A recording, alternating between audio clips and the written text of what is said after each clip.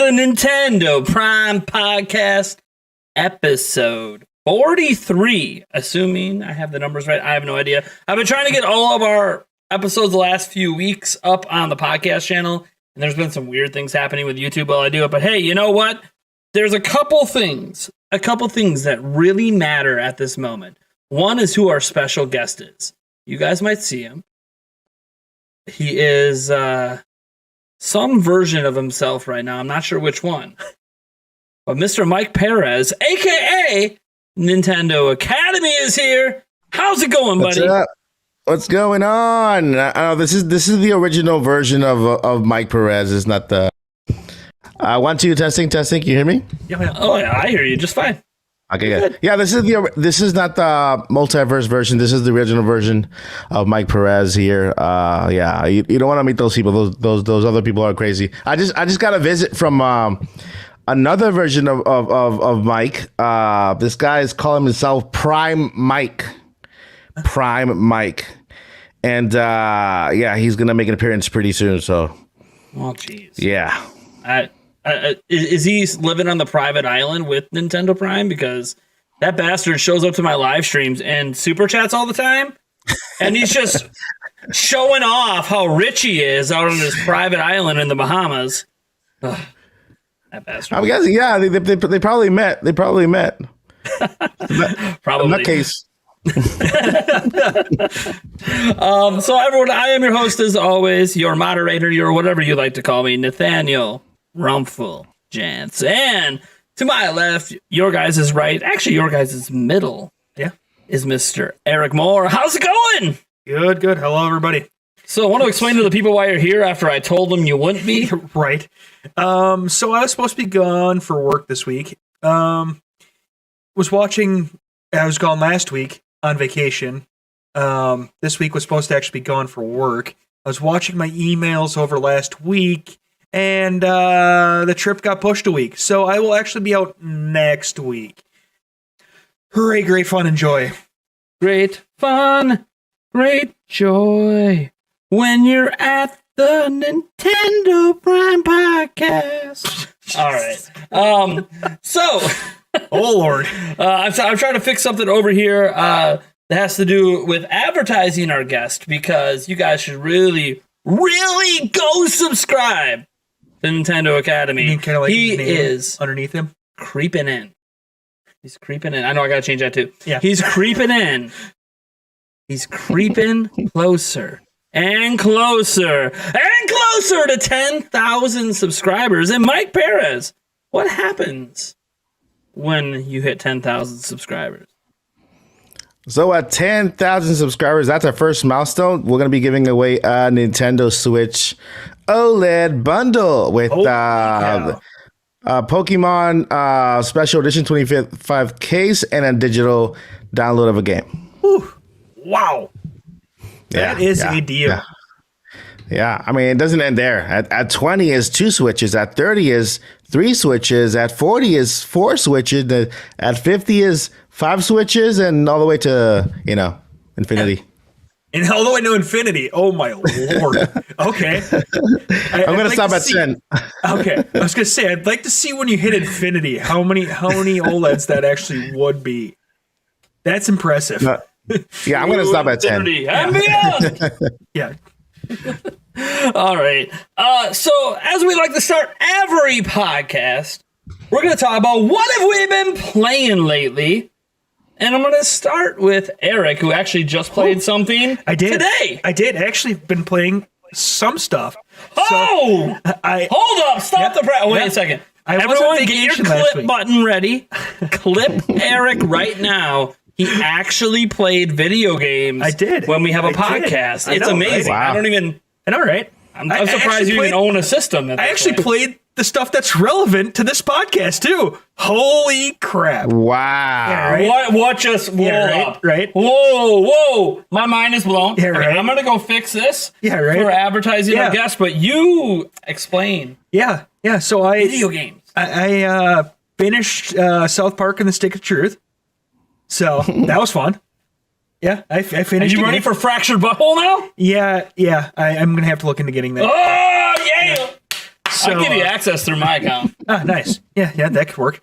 Then I beat the Kirby demo. Played a little bit of that also with my cousin's kid. So that was fun. A little bit of a co-op. And then about, I don't know, half hour before the podcast starts, Nate's handed me a Switch and says play the dang DLC. So, yeah. DLC for what? Mario Kart 8. There it is. Obviously. That's in the title. Hey, you have to clarify. I said relevant to the podcast. So if you can't figure that out, that's on you. Is it, though? We haven't no. talked about it yet. Yeah, and you're presuming my audience can read. Yeah, I know. Mario Kart? Yeah. Yeah, that's a thing. It exists. What? It is? I think it exists. I'm not 100% sure. So I mentioned, obviously, that there is a couple things to note at the beginning of this podcast. And the first thing is, everyone listening live, how's our audio? Well, please tell me it's good. says I haven't broken it yet, so. I mean, that's true. I just have to ask, because we've obviously had audio issues since moving to this new set. And I noticed while editing the podcast to go on the podcast channel that even when you guys said, hey, the audio's good, it really wasn't. Oh, boy. It was still echoey as hell. Still sounded like we were talking down a hallway. So I'm hoping that it sounds better today. Sounds good to me. I mean, I don't expect our guests to say otherwise. If you said it sounded like shit, I'd just hit end call and you're gone. Call. Moving on. Oh, that's funny.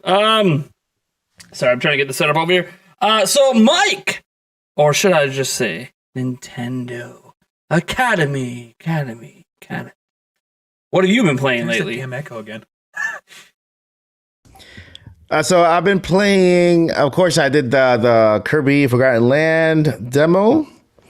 I'm stuck on Pokemon Legends Arceus. I'm playing that. I'm playing that, but now I'm also playing. Can't remember this game's name. Playing it and I can't remember the name. On PS5, I'm playing not Elden Ring, the other one. What's the other one's name? Horizon Forbidden West. Yeah, that one. I'm stuck on that one. I'm like really hooked on that one. So yeah, I'm playing. Can't remember the name. Yeah, I'm playing that one just because of that open world concept, kind of in preparation for Breath of the Wild 2. Just kind of getting my head straight with that. And then so those are the two games I'm playing. Besides that Kirby game that the demo one we finished. But yeah, that's what's going on right now. That's the deal. Awesome. Banana peel. Awesome. So what have I been playing lately? Dun dun dun. I've been playing some Triangle Strategy. Still trying to finish that one up. Probably gonna go on the back burner for a bit because I am going to be playing Kirby and the Forgotten Land all weekend. Probably dominating, beating it. I hope. We'll see. And then I think I'm gonna get back and do Legends Arceus because I haven't beat it yet. So gonna go kind of a little bit back in time, get back into that, and move forward. Now, what else have I been playing? Mario Kart 8 DLC. Duh. Given. Straight given that I have been playing that. So, let's talk more about it, shall we? Mario Kart 8 DLC. Now, I have no idea if my buttons work because I didn't set these up right. Hey, look at that. So, Mario Kart 8 Deluxe DLC dropped last week. The first 2 cups, 8 tracks. We get some initial thoughts, assuming that you guys have played it. I mean, Eric played it today, so he's fresh. I did. Have you played it, Mike? I did. Oh, I there played. we go. Perfect. Topic we all can talk about. Look at that. It's like I planned it or something. Right. So what are your guys' thoughts on the Mario Kart 8 Deluxe DLC at this point? Go for it, Mike. It makes perfect sense to me. That's what I gotta say. It makes Mario Kart 8 Deluxe, the DLC, the first wave. That's what I'm calling it, first wave. It makes perfect sense to me because I've been saying all along there is no Mario Kart 9. I mean, not that they're not making it, is that not for this Nintendo Switch. And then the DLC, the way they're releasing it.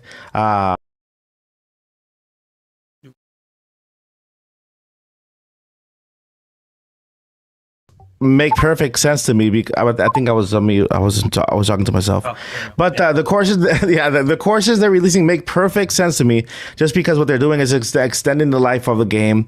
Until life of. yeah, exactly. You notice how they did not release any DLC for Mario Kart until now.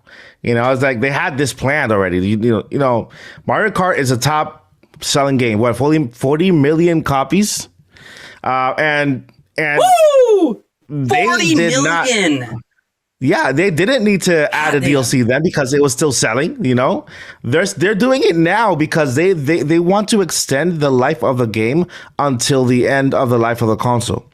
So it gives us this. That's what I feel like it is. It's basically they're extending the life of the game until the end of the life of the cycle. So that also gives us an idea of how much longer we have to wait till we see next gen things happening. So it just makes perfect sense to me. They look great, you could tell they're ports from other places, like for example, Mario Kart mobile and stuff. So they don't look as polished as the other courses, but it's good. I still haven't found anybody who has been playing Mario Kart and then racing very slow just to look around and see every detail of the game. So yeah, those are my thoughts. Nice. Yeah, so I played it. First time I played it was live last week, and I've played it a couple times since. My initial impressions are that it's good, but it depends.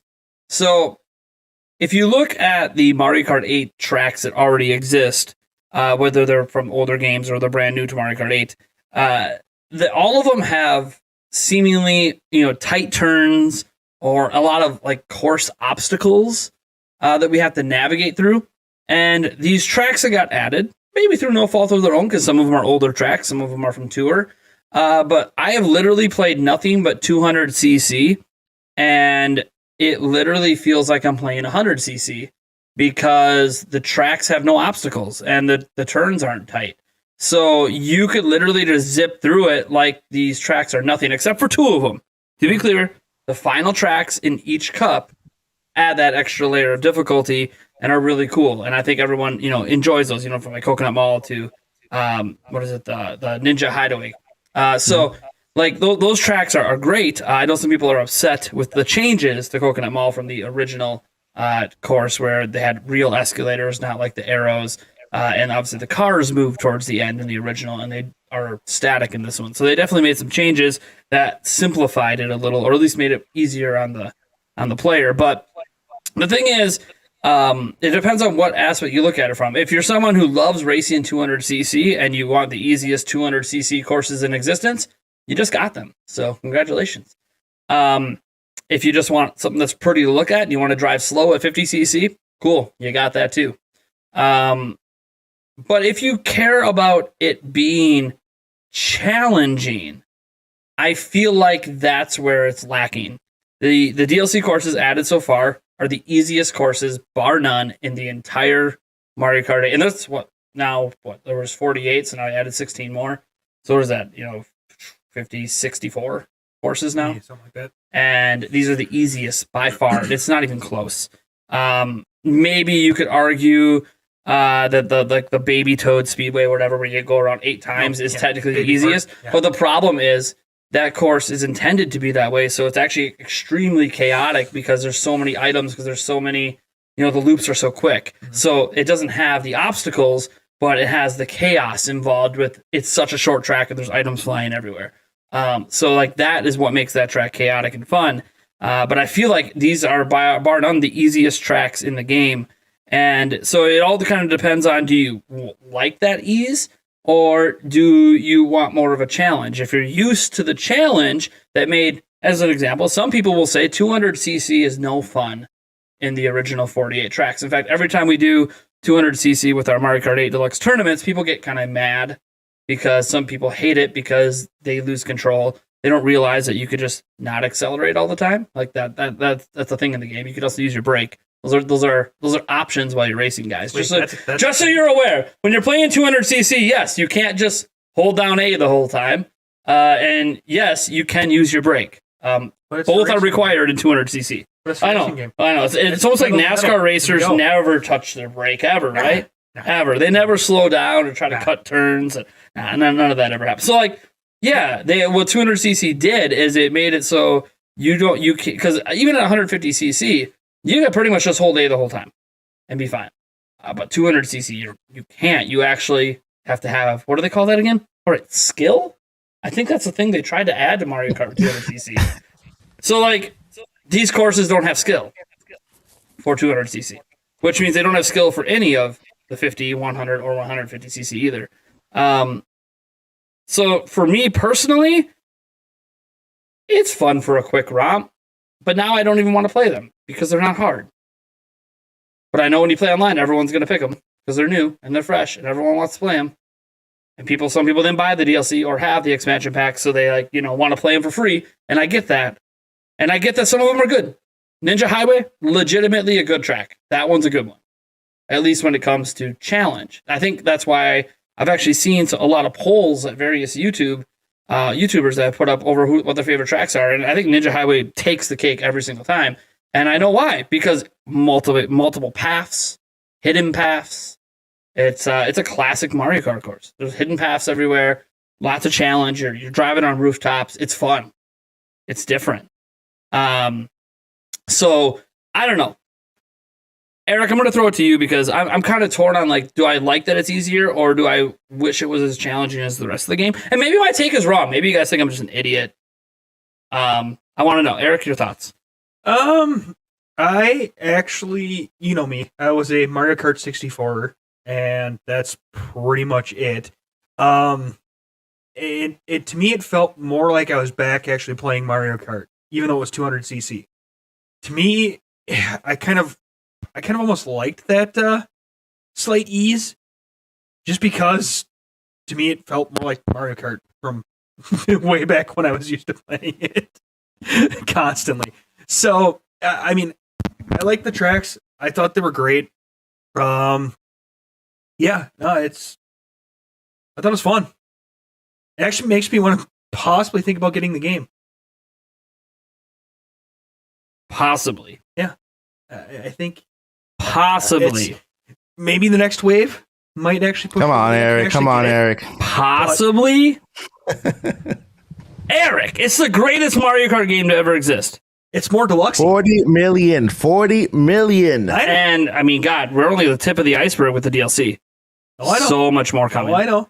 32 more tracks, buddy. I get that. Are you sure? I don't know if you grasp what's happening at this exact moment. No, I completely understand it. Actually, whatever. More than that. It's way more than that. 40 tracks. Yeah. Whatever. Point is, and I think I messed up my math earlier. For some reason, I thought they added 16 tracks. They added 8. Yeah, whatever. It is what it happens. All right. So,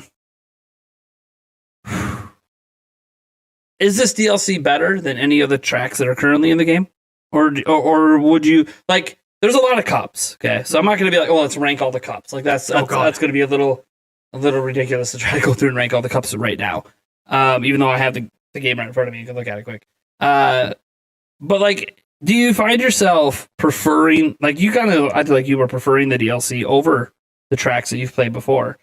But Mike, how about you? Are you finding yourself preferring the DLC? I think it's it has to do with the newness of it, if that's the word, newness. How, because we've been playing all the current tracks for forever, and to have something new playing on Mario Kart, Mario Kart 8 Deluxe, have new tracks, even though they're not new, the remix of the tracks, having something new kind of gives it temporary edge until you get used to them again. I don't necessarily think they're better than the original tracks. I just think that because they're just new right now. Yeah. People are just enjoying them better. Yeah, exactly. It has the new car smell until that car starts stinking. Right. Yeah. Yeah. So I think it has to do with that. And then when it comes to the 200, was it CC? Whatever. Yeah, 200 CC. I feel like this is gonna change. I feel like because this is the DLC, maybe something went wrong in the software, and I feel like the 200 CC will be compared to all the others in future updates. It could be a possibility that the 200 CC would be updated as new tracks are released. This is the very first one. This is the very first DLC that Mario Kart gets. So it could be slow now, but it could actually just kind of get updated later on when it comes to the speed and difficulty of it. So hopefully, for those who like difficulty, maybe there could be an update when they release the next tracks or even before, where everything is just leveled up with the rest of the game. Because I look at Nintendo, they don't look like Nintendo likes to keep everything across the line. If you do 200cc over here, it should be the same exact here. And I feel like this is just like a little hiccup when it comes to the update they release, and they might fix it later on. It could be a. What if this is their future? Like, this is what they want it to be in the future? Because you got to remember, some of these tracks came from Tour, which is newer than Mario Kart 8. And this is the way the tracks are in there as well. So, or is it kind of an ease in to, you get to learn the tracks a little bit more in this, get the feel of them, and then they're going to ramp it up? I feel like Mario Kart Tour is harder to play than Mario Kart Deluxe, just because of you have your phone and you have to kind of do with the hand and tap or whatever. I think the tracks might have been slower on Tour because of that. Because it's actually a little difficult to actually play rather than holding a controller or holding a wheel. And maybe they ported everything. They forgot to adjust the speed, and that's how we're getting it right now. We might get that update later on. Yeah. So apparently we're having echo again, or at least my mic is. Oh, fun. So hold on a second. Yeah. Hold on a second. Can you hear me? Can you hear me? Can you Yeah, hear me? Can you hear me? Echo. Let's see, it's just mine again. Yeah. 'Cause mine was just-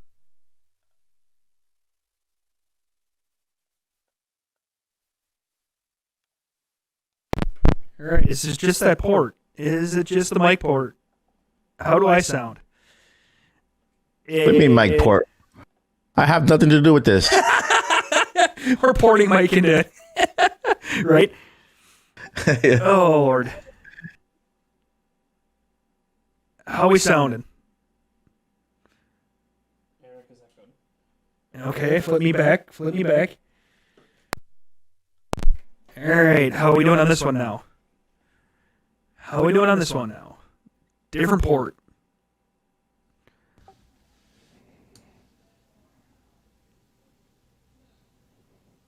I still don't know if those echoes are from the last one or...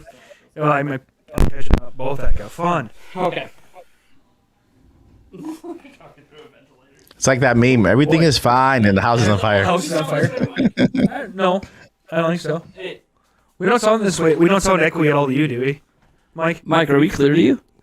Yeah, perfectly. Yeah. So what the hell, man?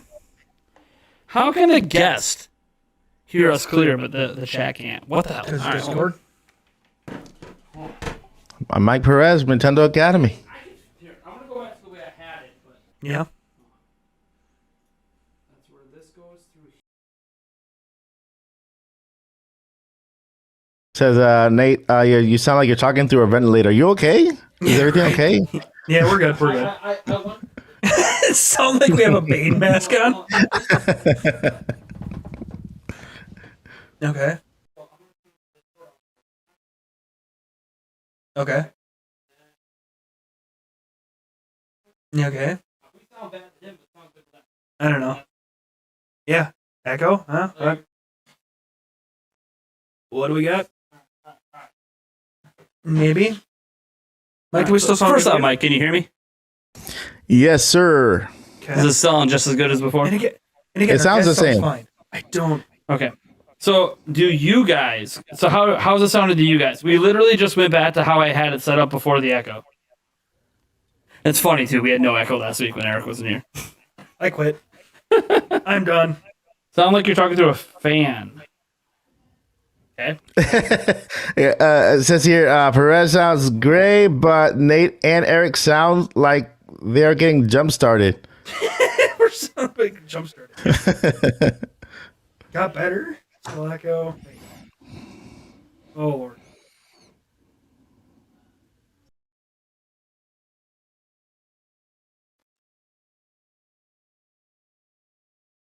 I'm actually. We sound a little less echoey, but metallic.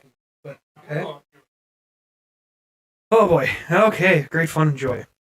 Nate's gonna step outside the room and see what you guys are listening to. So hooray! Yeah, I'm talking. My lord, I am talking. Calm yourself down, my lord. Holy cow! I'm getting yelled at over here. I don't understand this. Oof. Daft Punk cover? Yes.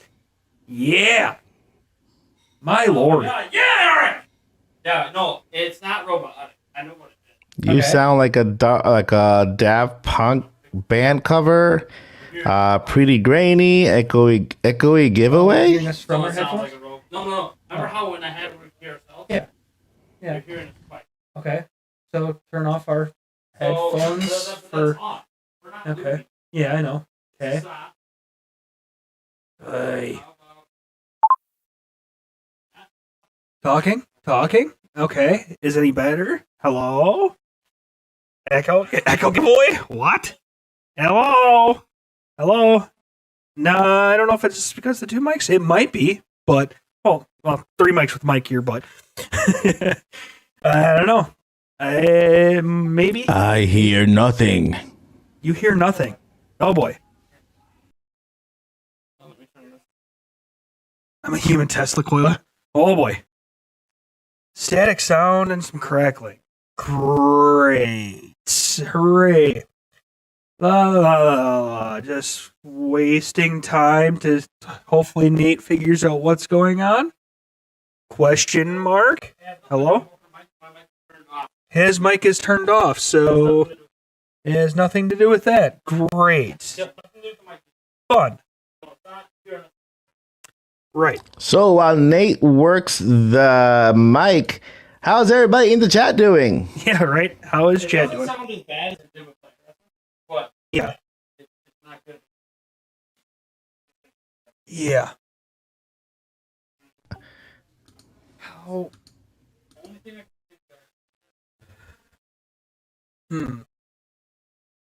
Very well. Anybody playing good games? Mention one game that you guys are playing in the chat. Go ahead. Is our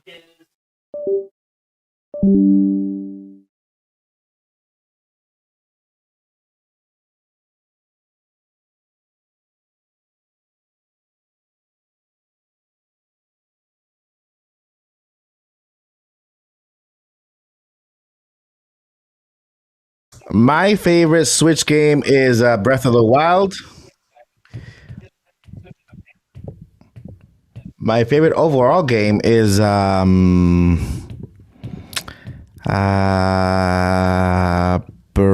of the Wild. And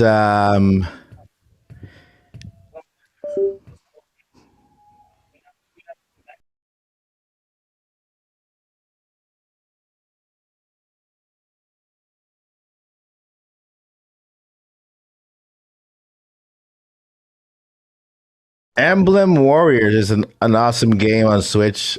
It's a really cool game. Mario Kart and Animal Crossing New Horizon. Love it. Dread is amazing. It is. It is super amazing. Thanks, Nintendo Academy. Mine too. I'm playing Luigi's back? Mansion 3. Got the... I can't read the other one. Something. Oh, you got it on sale on Mario 10 Day. Mario Day. Breath of the Wild. Hayden Kirby. Joshua Molster. Facts.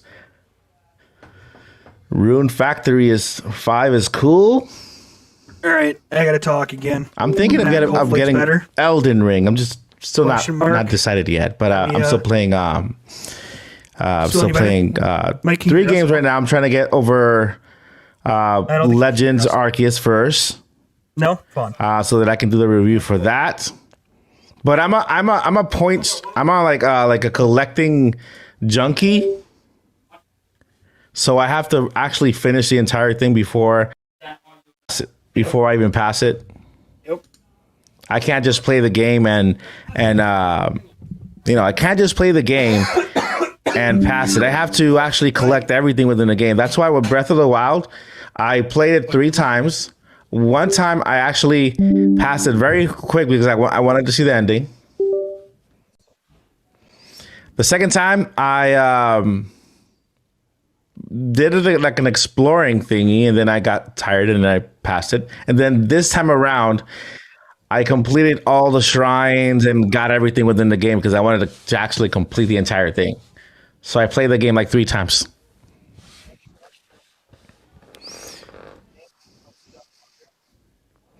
Eric, you sound good.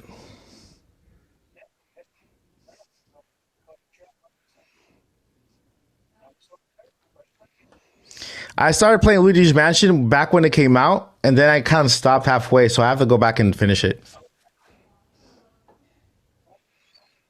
Yes, Jess Holder, Breath of the Wild is definitely worth it. Definitely.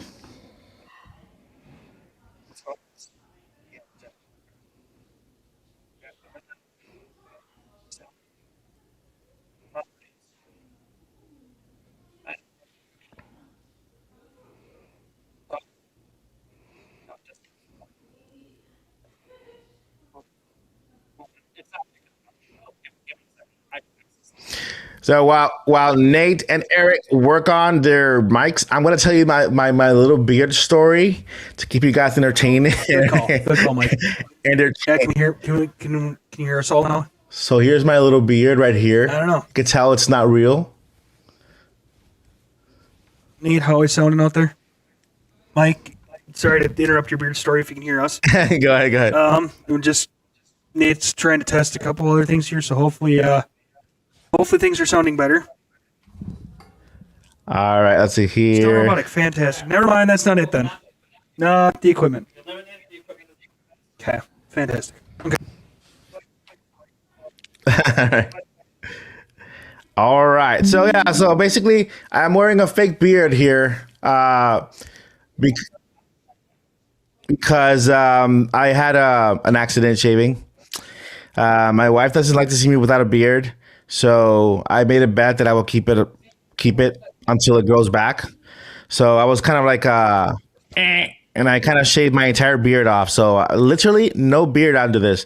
So I made a promise to myself and to Nintendo Academy and to Nintendo Prime. I'm never gonna let anybody see me without a beard. So yeah, here it is. I got a couple of beards. I have a blue one. I have a green one. I have a white one. And yeah.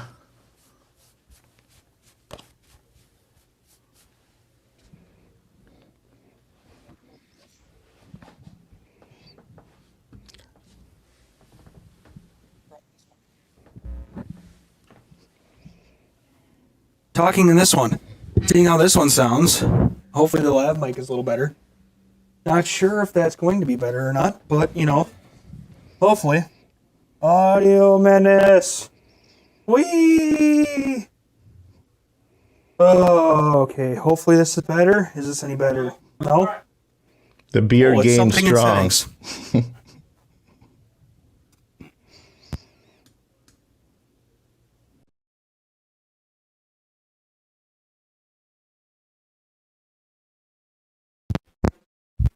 Hey Mason, I'm doing good. How about you? Gonna have some nice chunks to cut out in the middle. Yeah, you're gonna have some nice chunk to cut out in the middle. So,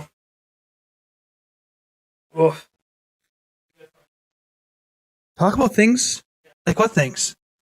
How about Kirby? Kirby. Well, I can't change the current topic, but All right, everybody in the chat, you've already mentioned a game that you're playing. Now mention a game that you're looking forward to this year. What game are you looking forward to this year? Even whether it's announced already or unannounced. I like that idea. Let's go with that. Announce games that you are looking forward to. I like that idea, Mike. Testing 1, Yeah. 2. We need a technician for Something's happening. yeah. Software-wise. We sound clear. We sound Clear to him. Yeah. Kirby, Breath of the Wild, Breath of the Wild 2, It's YouTube. Pokemon Scarlet and Violet, Something's going on with actual stream. Splatoon 3, Ah, Breath of the Wild 2, Breath of the Wild 2, Strikers. I like that idea. Mario Strikers, Xenoblade Chronicles 3, Lego Star Wars: The Saga. Lego Star Wars Skyward Heck yeah. Saga, Mike, can you even hear us? Chrono Trigger. Yeah, that's what I'm looking forward to. I don't know. Switch Sports. Doesn't Man, sound Switch like it. Sports is going to be so much fun. I'm going to have so many tournaments with that. When I see if Nate wants to have tournaments as well with Switch Sports, it's going to be Ooh, fun. Switch Sports. Right? Okay. Can you hear me now, Mike? I can hear you. Yep. Okay, cool. Perfect. Hey, he wants to know if you want to do some tournaments with Switch Sports. He's going down. Okay, you're going down, Mike, apparently. I'm the bowling king, dude. I'm the bowling king. Nice. Oh, and tennis. Bowling and tennis. I was like obsessed with those two. What, do you just sit there and go, and then and it just, Wait, are we whacking? yeah. Wait. Yeah, just, we whacking? Yeah, no.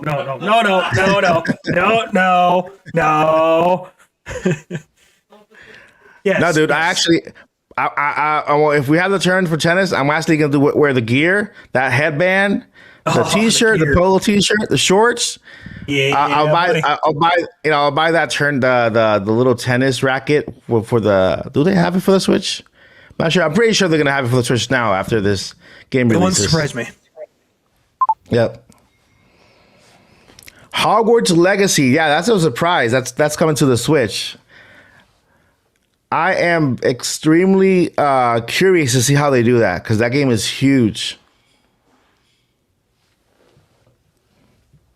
Talking. Yeah. Testing. Oh, is that Yeah. what? Yeah, it's sounding better. No. I think it sounds better. Oh, are we sounding better? Yep. Oh, boy. Chat. Question mark. How are we sounding over there, Nate? Question. How is it sounding? Hopefully it's sounding better. Chat, how is that sounding? It sounds Yep, better. sounds better. Okay. Okay, what did we have? What did we have? You had the robot? Okay. I mean, yeah. Okay. Are we finally good?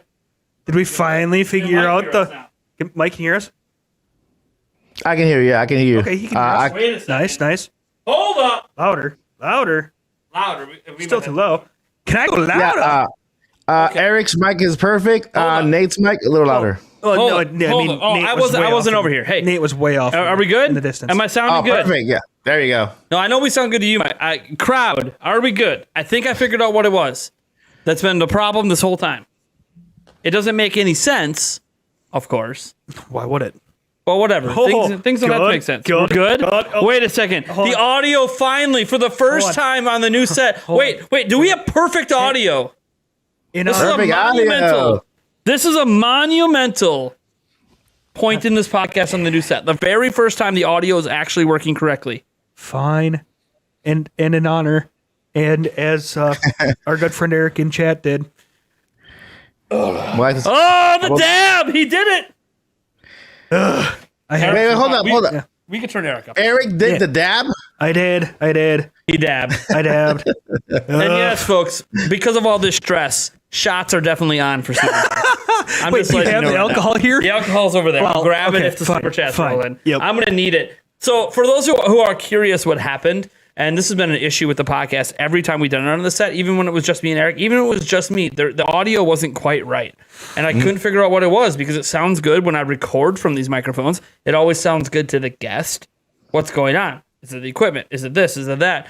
All these eliminations. Well, we on our streaming software, I use what's an audio input to input this into the stream, which is perfectly normal when you're using, powered mics like this to do that, because we're also going through voice mod. So I don't like having voice mod set to the mic port because sometimes I want different mics doing different things. But the problem is, for some reason, when it's on that audio input, it's roboticing the voice and creating all this extra static and interference. When I turn that off and I just re-enable the normal mic and then set the mic to voice mod or to these mics, suddenly they sound good again. So something's wrong with the streaming software's audio input interface. Nice. Something's messed up with it. Nice. So in other words, none of this had anything to do with me. Fix your shit. All right. Yeah, right. I'm basically bypassing how I'm supposed to do it. Now that we have a whole bunch to clip out in the middle. So much better. This is how good the audio is supposed to always sound, guys. These are really expensive microphones with a really expensive setup, with a really expensive freaking audio interface. This is how it's supposed to sound. So, that being said, let's get into our Kirby topic. Yay. Yeah. Kirby and the Forgotten Land drops this month, baby. Drops Friday. Friday. I know. Days. Just got my pre-order in through our affiliate link, by the way. It is pinned in the comment. If you guys would like to use our affiliate link, I would appreciate it. We get a 22% commission off of your pre-order using our affiliate link. Really, really great deal. Might even try to get Nintendo Academy into this little program of mine as well. You never know. It's a nice little kickback. They're doing 22% on everything ordered through Best Buy for Nintendo until October 1st. So expect me to be talking about the affiliate links quite a bit because you know what? It's a free way for you guys to support the channel because you're just buying games you would have already bought. All right, I'm getting my copy through that affiliate link today. Yeah, I literally got my own copy through it. Why wouldn't I get? For me, it's like a discount. Yeah, that's good. Yeah. For the rest of you guys, it's not. But I do appreciate the support. We've actually sold, I think, over 30 copies of Kirby this month through that affiliate link. I do appreciate you guys Nice. using awesome. it. It literally costs you nothing extra. I just appreciate the support in using that affiliate link. I'm actually going to be using the affiliate links in pretty clever ways in the future as well. I think I might start pinning some comments where I go, hey guys, these are my top 5 favorite Switch games from 2021, and then link to you guys buying it with the affiliate links and stuff like that. Just trying to have some fun with it. Nobody has to ever buy anything, of course. There's no pressure, but I do appreciate the support. Speaking of the support, we did get a $10 super chat, so I'll be right back. But Kirby and the Forgotten Land. My lord, you guys played the demo at least, right? Mm-hmm. Yeah. So first, give your demo impressions. Eric, you start. I start. Ooh. Yeah, I haven't really played a whole lot of Kirby, and I freaking absolutely loved this game. The demo was amazing. The mouthful mode adds so much more flavor to everything. Be able to see him drive, Kirby turn basically into a car or a giant road cone, or it just adds a little bit more fun, a little bit more flavor, a little bit more everything to the game. And I also played a little bit of a multiplayer with, like I said, with my cousin's son. So that was something that was pretty freaking awesome too. I was the secondary character, so. Not a whole lot it could do besides attack, but it was still fun. So, yeah, I'm definitely looking forward to this game. Hey, you never know. I'm almost positive I will be over here Friday night streaming with you. So yeah. Mike, what do you think? I think Kirby and the Forgotten Land is freaking awesome.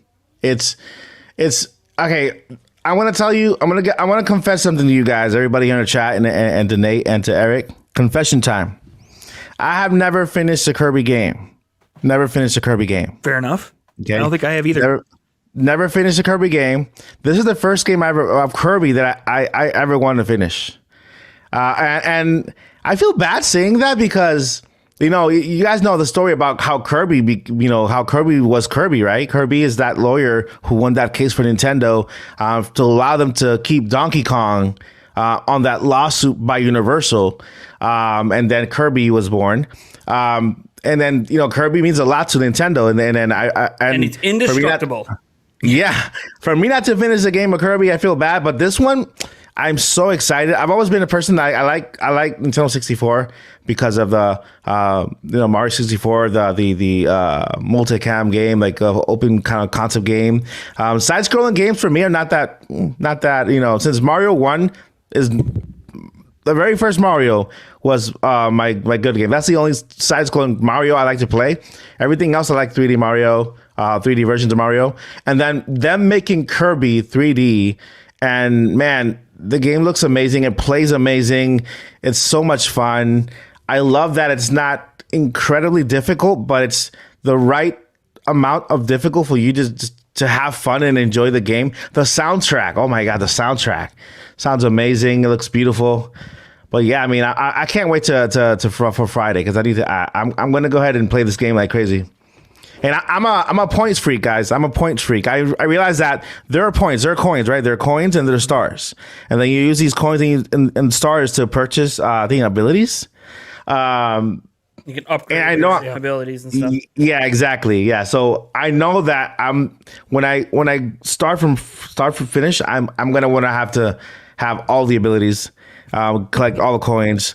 Go back into one, and if I can't get it the first time, go back into it and finish it. That's how I play. I love to collect everything, and I don't feel like I've completely beaten the game unless I collect everything. And Kirby is like that game for me right now. So yeah, since Breath of the Wild, I think Kirby is one game that I'm really excited about. So first off, shout out to Nintendo All Stars. Thank you for the $10. Mm-hmm. Now, I played the demo, played the hell out of it. I think I even 100%ed it. The thing is, the demo to me wasn't like this big impressive showcase, right? It gave you a tease of mouthful mode. It gave you a tease of some very basic mechanics. But the thing is, it's also like the very first level in the game. Mm-hmm. So Kirby has always been pretty easy. And yeah, it was easy. It was kind of a joke. I don't even know what... Okay, there is an easier difficulty, and I have no idea what that easier difficulty does. Right? Nor do I care. It's already so stupidly easy in that demo on the harder mode that I can't, like, what is it? Is it like you have a star like in Mario and you just run around and touch things and they die and you don't take damage? Can you infinitely fly? I don't know, nor do I care because the game's already really easy on the mode it's in. But here's the thing, Kirby's always been easy. Even dating back to the Return to Dreamland days and all, like, it's always been easy. So I think that I'm not going to hold that against it. But what was interesting is, so the demo, like, okay, yeah, it's good, it's solid, didn't really sell me on it. But I tried to keep in mind this is just the beginning of the game, right? It doesn't mean anything. We saw some gameplay clips and commercial clips that looked significantly better than the beginning of the game. So I was like, all right, let's just kind of reserve my judgment because for a game that's always been easy, of course, the easiest of easy is going to be the beginning when it's just teaching you how to play. Yep. All right. Well, reviews dropped today. And it is currently right now the second highest reviewed Kirby game of all time. Now, we could argue third highest because there are two other Kirby games that are 86 overall on Metacritic. But that's only if you go by Metacritic. If you go by OpenCritic, it is the highest rated Kirby game of all time. So it all depends on which site you like to use for aggregation. Metacritic weights different review outlets as mattering more than others. OpenCritic treats every single review outlet the same. So it's all dependent on what you value the most. Metacritic is the industry standard. OpenCritic's kind of the, hey, gamers are kind of sick of these weighted review things, so let's like not weight it.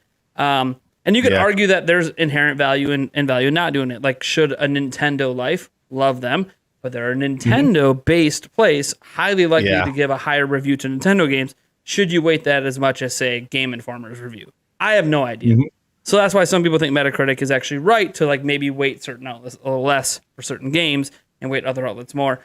I don't know. That's a whole debate about reviews. And one thing I hate about these aggregate websites, especially Metacritic, and this isn't Metacritic's fault, but it does lead to like literal companies tying bonuses behind review scores. And I think all of that's just stupid. So but that's either here or there, because like, what's it matter if a game gets a 70 if it sells 10 million copies? I mean, that's true. So, that's true. So you don't get your bonus, but the company makes bank. Like that makes no sense.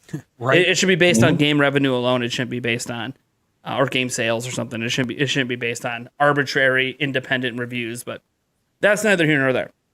So it is either the highest rated Kirby game of all time or one of the highest rated Kirby games of all time. And It's funny because like one of the ones ahead of it on Metacritic is Kirby Canvas Curse, which is great, but also kind of a spin-off. So anyways, so it's reviewing very well. And I watched I read, I think 4 different reviews, and I watched Kind of Funny Games do their hour-long little podcast about it. And they talked for about 40 minutes about the game. And they had the reviewer from IGN on, who gave it an 8 out of 10. And it's funny because in hearing them talk about it, like not a single negative thing was brought up. And I find that very interesting for a game that IGN scored 8 out of 10. It's like, why is it an 8 out of 10 if you can't really find anything bad to say? The only thing I could think of, obviously, is that reviewer prefers other games. Like maybe they prefer RPGs or something like that. So like, I don't want to put this on the level of Breath of the Wild because I prefer that kind of game more than I prefer Kirby. But I can't really find any faults with Kirby. So, but I don't think it's as good as this. I can't think of why. And that's the problem when you're reviewing games in general is, and I used to review games, guys. It's very difficult to separate out different genres from each other and judge them independently because you could look at Kirby as a platformer and go, man, it's a really brilliant platformer. But is it just that? Or is it also an adventure game? Is it also, now you can level up abilities. Does that make it sort of like an RPG? There's all these different elements that get muddled in. So I think the thing that excited me the most about all the reviews I read is everyone's glowing praise of how difficult the game can be. Now, caveat, it's not necessarily difficult to just beat the main story. Everyone should be able to beat the main story, no problem. But they did something brilliant. So they kept the easiness of Kirby with some clever level design and all that. And then they decided, you know what? We hear you. We know there are a number of people who have been playing Kirby for decades. And those people want a challenge. They're tired of it just being this cakewalk. So you know what we're going to do? You know what we're going to do? Every time you beat a main stage, a main level in the game, we're going to give you 2 challenge levels that are 100% optional. You're in the overworld map. You have to choose to go do those challenge levels. They are not required. You do get bonus currency, and you can help upgrade your character and all that. So there is a reason to do it. There's incentive, but you don't have to. And those challenge levels, from every review I read, from every video I watched, every little snippet I saw, holy shit.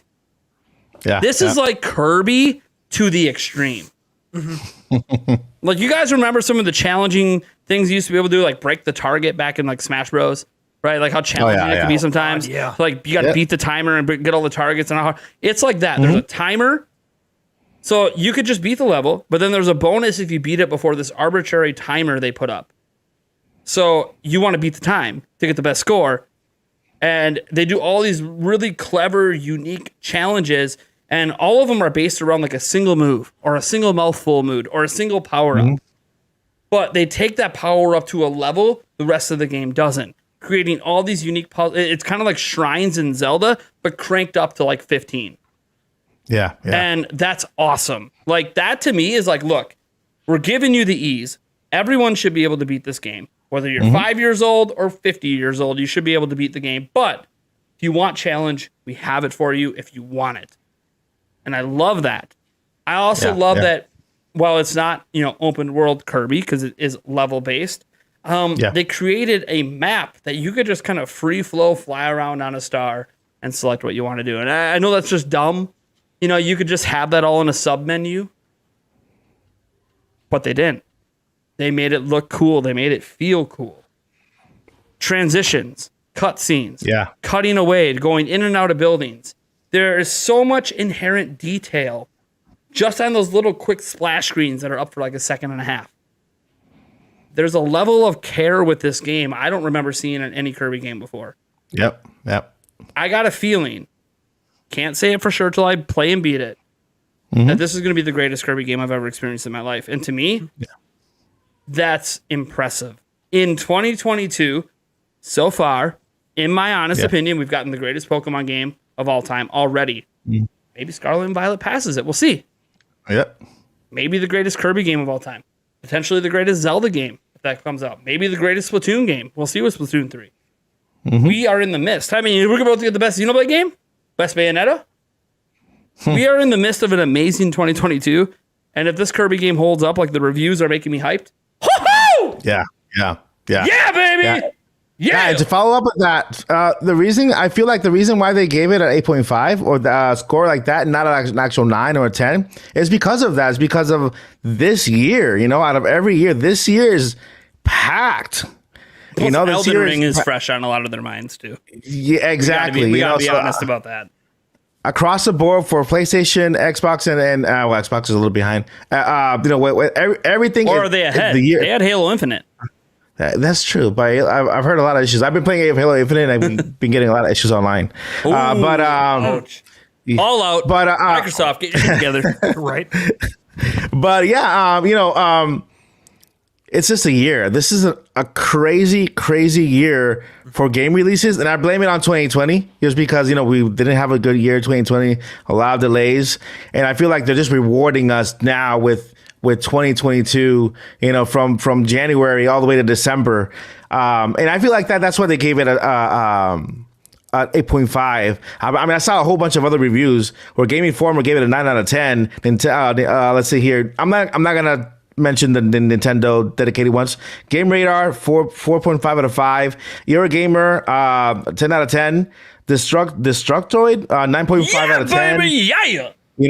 GameSpot 9 out of 10. Let's go. Keep it going. The sixth Access 9 out of 10. Woo! Shack News 9 out of 10. Yes. Player 2 graded the game as an A. Video Games Chronicle 4 out of 5. Woo! Let's see here. Let's keep it going. I already mentioned it. This is amazing. I'm curious to see what the lowest one is.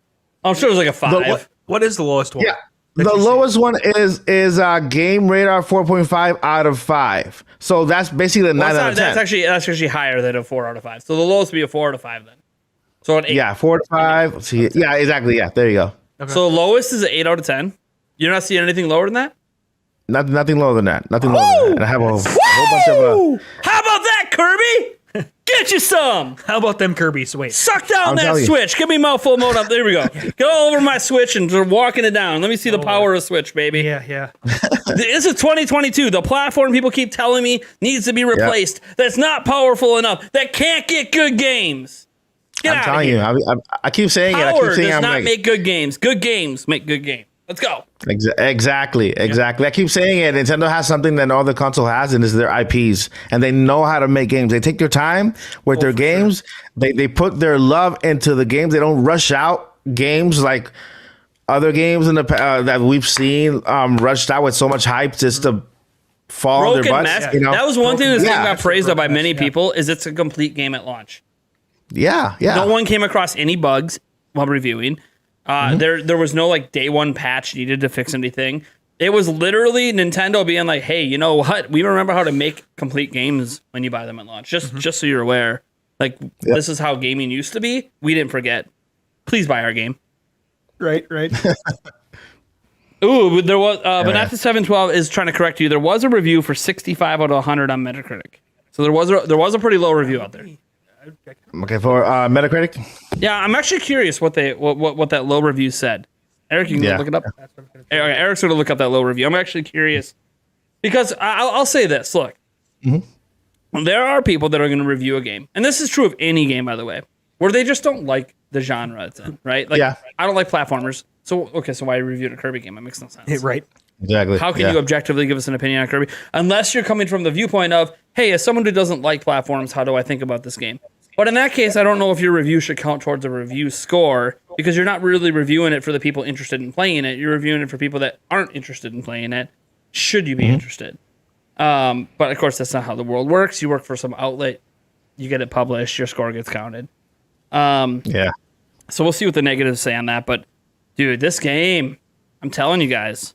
By the way, I'm not sitting here trying to tell you it's better than Elden Ring. I'm not trying to tell you it's even better than Horizon Forbidden West. Right. Don't know. Yeah.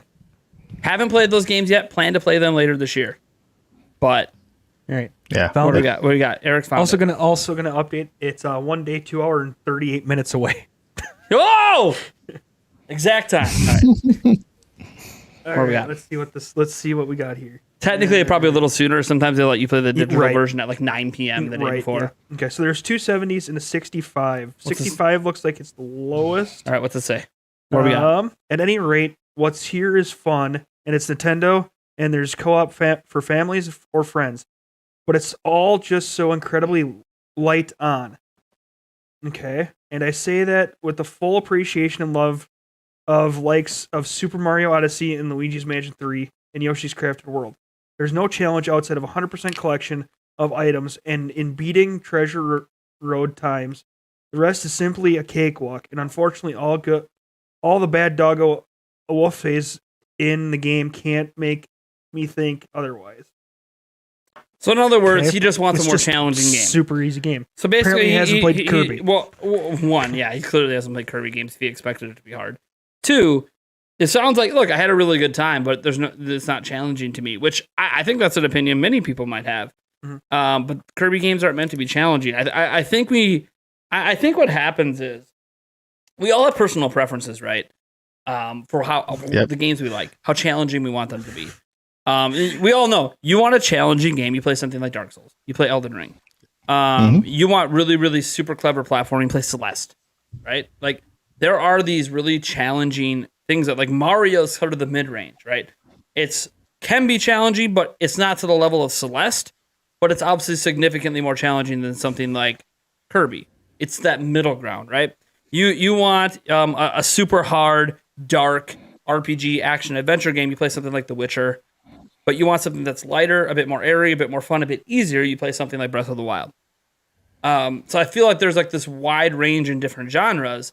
And I just don't agree with punishing a game for being hard, nor do I agree with punishing a game for being easy. Yeah, unless it's easy in comparison to the rest of that franchise. So like, let's say the new Witcher game that got announced comes out and it ends up being significantly easier than The Witcher 1, 2, and 3. Okay, that's a fair criticism then, because you're not holding yourself to the same standards the series has set. But if this game is not significantly easier than the rest of the Kirby franchise, which I have a hard time imagining being easier than Star Allies, where you could literally just hold your stick right and then just press jump once in a while and you get to the end. It's like no challenge. Literally, there's some stages like that in that game. So I can't imagine being easier than that, or like invincibility modes that have existed in Kirby before. So like, it's hard for me to imagine that it's easier than that. So if it's still in line with the rest of the series, I just don't know how you can hold that against it, because that's the point. It's supposed it'd be like holding against Pokemon that you're an easier RPG. Mm-hmm. That's the point. Mm-hmm. It's supposed to be. Let me expand a little bit on this. I actually found the full review.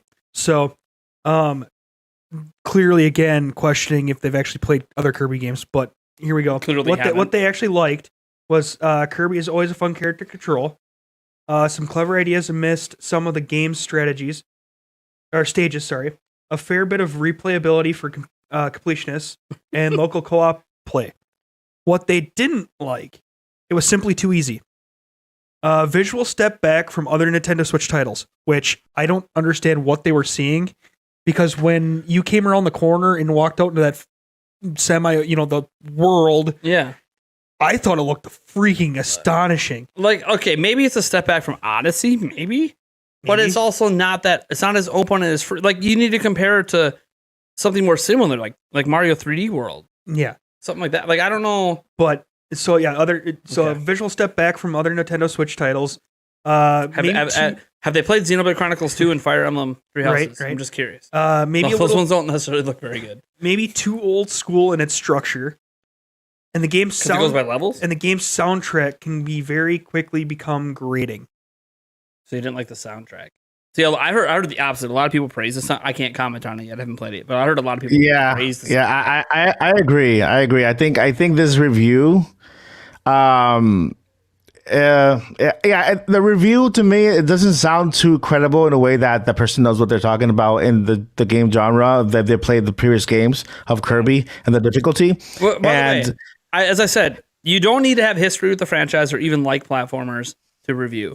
I just think we have to be consciously aware of who you're talking to. Are you talking to people who are interested in this kind of game? And if so, they want to actually know some specific details. If you're someone who doesn't like this stuff, that should be noted. I feel like at the beginning of the review, being like, hey, I am not, this isn't my kind of game. I'm just giving you my perspective from the and then that should be notated on something like Metacritic, and a review like that shouldn't be weighted very heavily.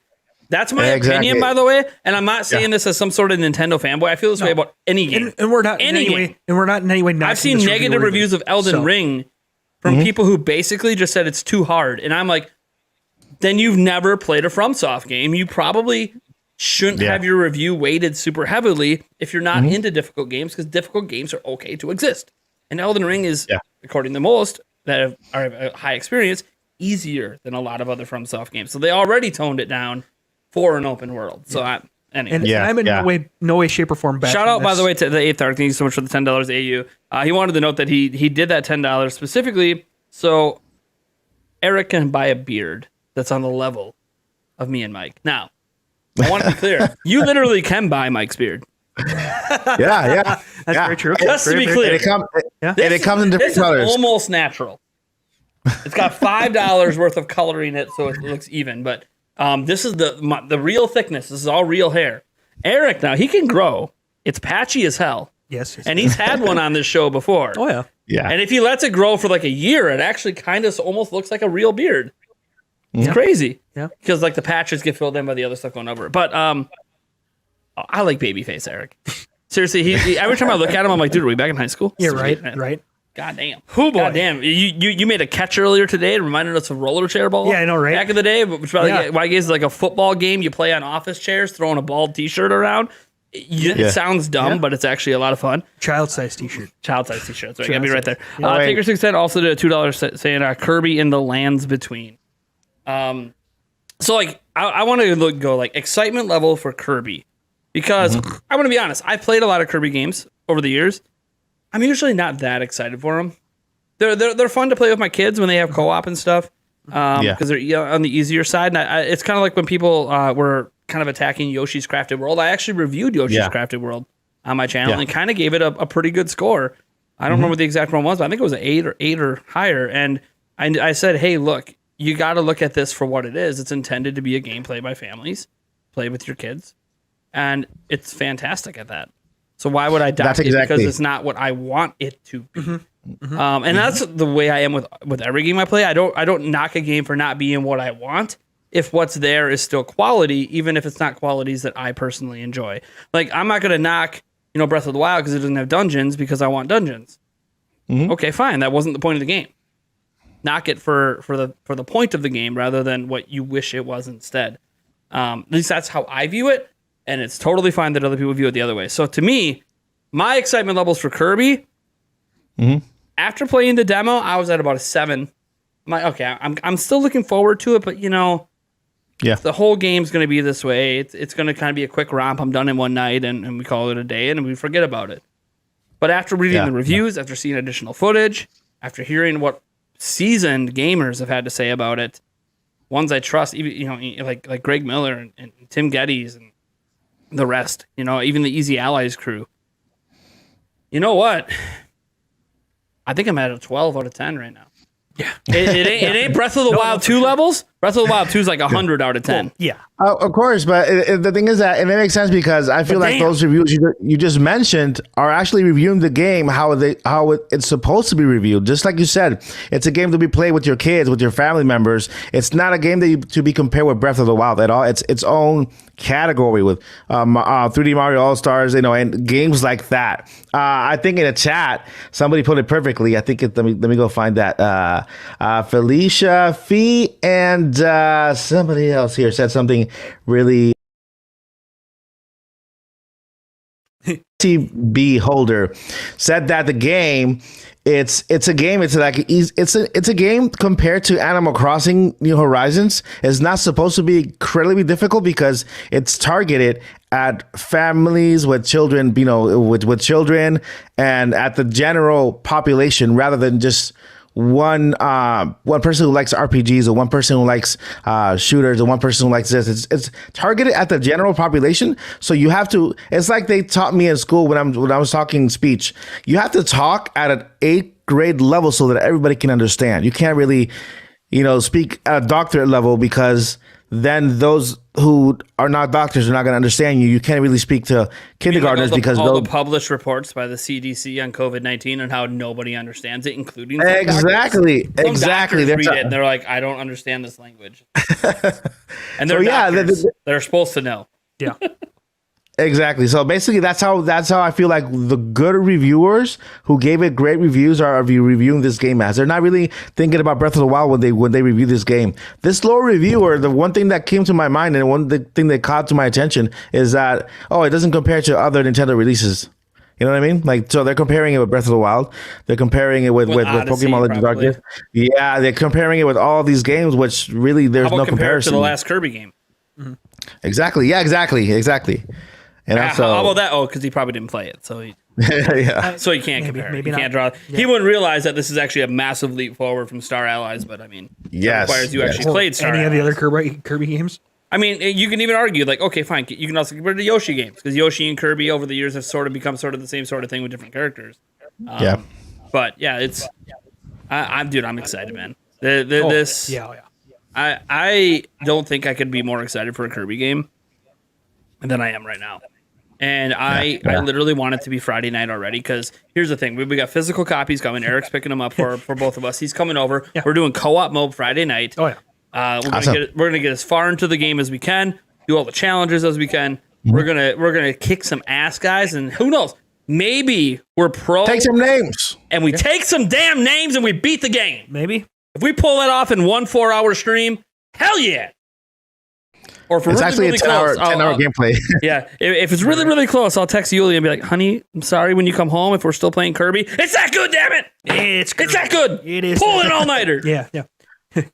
I mean, YouTube actually lets you stream for about 12 hours max. You can stream infinitely. They'll only keep 12 hours of your stream. Or randomly cut. No, it's weird. Oh, okay. So fun story about that. So on the final day of E3 last year was our longest stream. Yeah. 17-hour stream. Whoa. Okay, fine. The stream was fine the whole time we were live. Everything was good. We had a moment in that stream where I went on this rant about E3. Yeah. And my problems with it. And I got very passionate as somebody who I'm not just your average consumer that just checked in once in a while and just, I stopped in for Microsoft. I stopped in for Nintendo. No. I took in the whole event, start to finish. Uh-huh. So I had quite a bit to say, quite a bit of feedback. Some of it constructive, some of it just frustrated at you had 2 years to get this digital event together, and this is what you gave us. Where you clearly cared more about advertisers. And then when you had some game companies there, you let people like Gearbox or whatever not even present a game, just walk around a video set and not give us any information on the actual movie, nor show us any clips of the movie, and repeatedly tell us, I'm not supposed to show you this, I'm not supposed to show you that. Meanwhile, you're just showing us some costumes that we have no context for and don't care about. Right. It was the stupidest thing ever. We didn't need 45 minutes with Verizon 5G. We didn't need these panels that weren't even talking about games. It was weird. Look, I was fine with the Razer sponsorships and everything. Like that's all fine. Get your money, have your sponsors. Hey, look, Razer, you want to reach out to us, give us some laptops that we put on our podcast. So now we got to take our laptops from here, set them here so you see the Razer logo. You got to throw the little Razer logo in the back. Hey, this podcast is brought to you by Razer. Hey, cool. Yeah. I'm cool. But it's not going to affect the quality of the content we give. Maybe it'll make it better. Maybe. I mean, they'll probably try to make me, hey, can you use Razer microphones? How about no? I'm going to stick with the good products, not the ones that are worse than what I have. But the thing is, when you look at that event and that 17-hour stream we did, it only saved 11 hours and 59 minutes and 59 seconds. And they decided to cut out a moment because it was within the 12-hour window where I was going on that rant about E3.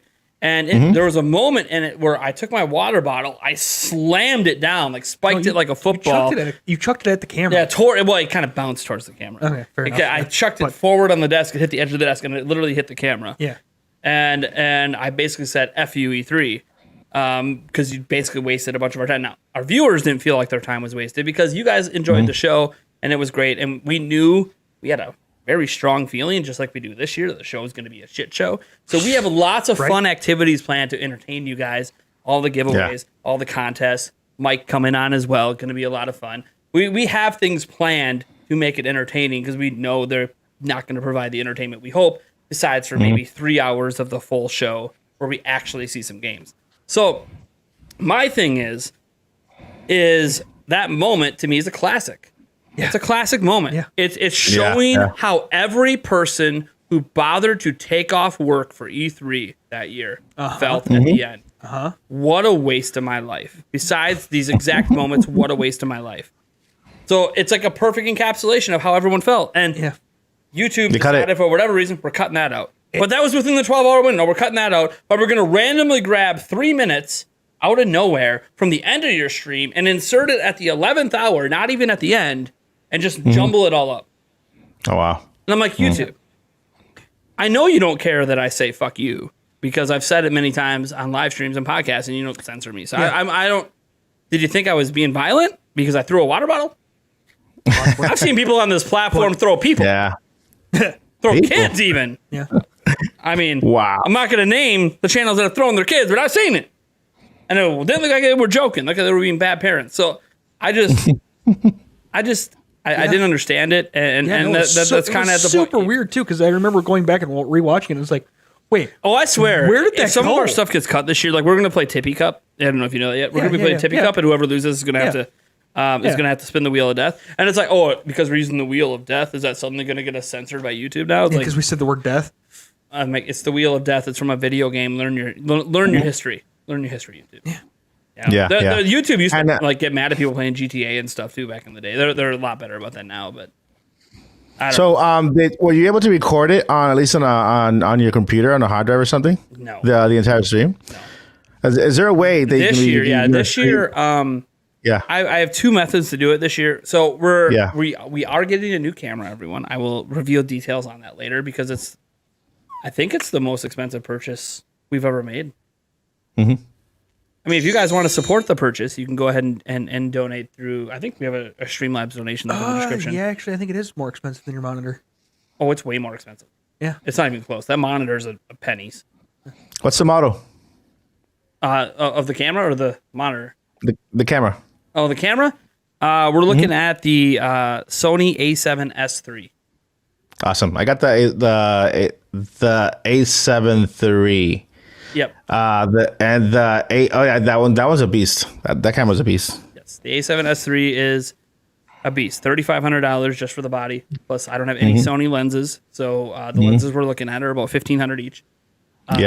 So we're only going to get one for the show, but we'll get more lenses down the line for different things we need it for, wide angles and other stuff. But it's a beast, guys. It's going to cost about $5,000 when we're all said and done, not counting taxes or anything. So it's probably more like $6,000. It's insane what we're getting, and there's a couple reasons we're getting it. One, this camera we're using right now has an overheating problem, and it affected us massively during our show last year, and we actually crashed because of it. I just realized we aren't having the fan. I know. Well, we're not going for 12 hours. It'll actually be okay right now. Okay. I've tested it. It's fine for like 3-hour streams. So it crashed right when the Nintendo Direct was starting during E3, and we don't want anything like that happening with tech issues. So that was one reason why we needed a camera that, for starters, is made to actually be used for video work. Our camera is the Lumix G9, which is technically meant to take pictures. It's a fine camera. Its autofocus is dog shit, which apparently the whole Lumix line has an issue with autofocus. So we're going with the Sony line because they have industry-leading autofocus, which is what I need because we don't have anyone behind the camera. But that's the reason why we go with Sony brand. I mean, other Canon's fine too, but they have overheating problems. So like the camera we're going with has no overheating problems, is built to record for 13 hours straight in the middle of the Amazon jungle. So if it can handle that, it can handle being in my house. And in theory, that 13 hours is just a limitation of how much storage it allows you to have. It's not really a limitation of the camera. If you had unlimited storage, it could just keep going. So there is a thought process that I might natively record it to a massive SD card the entire time so I don't lose anything. And then I'll also have raw 4K. Now, Well, here's the thing. yeah. It won't be everything because it won't have the overlays and the weird stuff like that. So it'll be just where if I go into the stream after the fact and there's some epic stuff missing that we have on camera, we're going to put it. Yeah. And the thing is, it's going to be really hard because I was going to record locally on the computer, but every now and then that actually glitches out the streaming software. So I kind of want to avoid doing that. I actually thought about looping it to a different computer and recording on there, but that's just more complex than I want it to be. Because we actually might be using 2 sets. Because some of our games, like Tippy Cup, we ain't doing here. We're doing it over there. Oh, yeah, and we're going to have 2 cameras because I'll still have my old camera. So we'll just flip the camera 2. We'll go to that set. Yeah. We'll grab our wireless lav mics, which will be hooked up to camera 2. When we flip over, the audio is going to change a little bit, but you guys will still hear us. Yeah. We'll be able to walk around. You'll hear us walking over to the set, or maybe Eric will go over there first as we're doing something. And guys, you have no idea. We have so much insane stuff planned already. No, for sure. I want to make this clear about our E3 show. Okay, we already have over 100 items to give away right now. Right now, over $2,500 worth of crap we already have ready to give away now, and we're months away. Mm-hmm. Like at this rate, it'll be over $6,000 worth of stuff. I have no idea where it's going to stop. It just keeps every day. I'm getting emails from companies every day. We're coming up with new things that we're going to spend money on and buy. We have a whole store in Eau Claire that we're probably going to just gut. Yep. To give away to you guys. Yep. It's a nerd store. It's a lot of fun. So I'm in shock, to be honest, at the companies that are already supporting us this early before we even have dates. And the thing is, E3 hasn't even been announced. Right. And they're already committing because they probably already know. They probably got the email and they know that it's happening. They probably know the dates and besides that, Summer Game Fest is happening either way. So if suddenly we have like $6,000 worth to give away just during Summer Game Fest, well, I mean, hey, better watch us for Summer Game Fest. Holy shit. It might be enough for everybody to win something at that point. It's insane, guys. And we're talking games. We're talking physical items. We're talking potentially one of these bad boys. We're talking, consoles. We're talking brand. I just showed Eric an email during the show. You guys might have saw me show on my phone. That's because a company just committed to E3 to give away a couple controllers. And these are controllers for Switch that have Amiibo support, have the full motion support, and are using the Hall sensors, which are those magnetic sensors for the joysticks. And these are premium, really expensive controllers that, I don't know, they'll probably be sold out at some point once we start talking about them. Because Those are awesome. If they're really better than the Pro controllers and have all the features of the Pro controller, but no drift. Yeah, right. I mean, that's called the perfect controller. Right. Yeah, I will get them just for the Amiibo support because a lot of them don't have it has Amiibo support. Like none of these third-party controllers have Amiibo support, but this does. Again, I'm getting one first to test before we fully committed to the giveaway, but they just said, "Hey, look, man, we're willing to do this for you, and if you like the controller, we want to kick a little money to you to advertise it." So we'll see what happens. So I gotta wait for the controller to come in, but if it's as promising as it looks, and the reviews of it are glowing, perfect 5-star ratings from over 7,000 customers, then I'm guessing that it must hold up. So that's awesome. But we'll that's see. awesome. And that and more. So our E3 show is gonna be massive. I hope you guys are there. Even if it ends up just being a Summer Game Fest show, either way, it's gonna be massive. And I can't wait. And we have a huge financial commitment to it, including equipment. This camera is literally only being bought because we do this show. I don't need a camera like this. This camera's the Bucka Fucka set up for a decade. Right? I don't need a camera like this. I don't even have 100,000 subscribers. I don't care. I can get by with my phone. But you know what? I need my phone so Yulia can yell at me through text. Right. All right. So we do have one more topic to get to. Oh, that topic. Hold on. Oh, what, you got something to say? 1 second. Yeah. You want to know how excited I am for Kirby? How excited? I'm buying it. I'm actually That's all you need to know. That's all you need to know. He's buying it. I'm buying it. He's buying it. All right. So our last topic. Some weird things have been happening at Nintendo. Last week, about March 16th, it looks like the date that it's confirmed. The Wii and DSi. First, it was just the Wii getting attention, but then people realized, oh wait, the DSi shop is down as well. The shops went down, which for those who don't know, because maybe you didn't own a Wii or DSi, these are where you could buy virtual console games and other digital games. And without that shop channel, not only can you not purchase games, which you haven't been able to do since 2019, so it's actually been a few years. But you can't re-download games you've already purchased. So say your Wii breaks and you go get a new one and you want to reinstall your games, or even on a Wii U because it's got a Wii mode, you want to reinstall your games, you can't because you can't access the shop. And it was noted that it's been down, and it's been down for a week now, that they didn't have anything on their maintenance page about it. Now, last time the shop was down for a few hours for the Wii, I think was like a year ago, and it did appear on the maintenance page. So it wasn't on the maintenance page. Nintendo was completely mum, didn't say anything about it. Some people were trying to note that Nintendo of Japan was dealing with an earthquake situation, which they were, but all their servers are located locally in different areas. So for everybody to lose access means that it's a worldwide outage. That's weird. They would say something about that. They'd even notate, hey, our servers are down if it was due to the earthquake. Nintendo doesn't shy away from noting that things are down because of a natural disaster situation.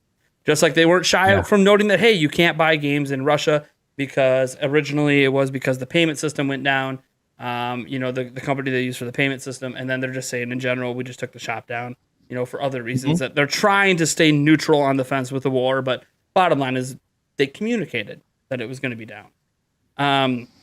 There was no communication about this until today. Kotaku reached out to a representative from Nintendo who basically told them we will have more on this later.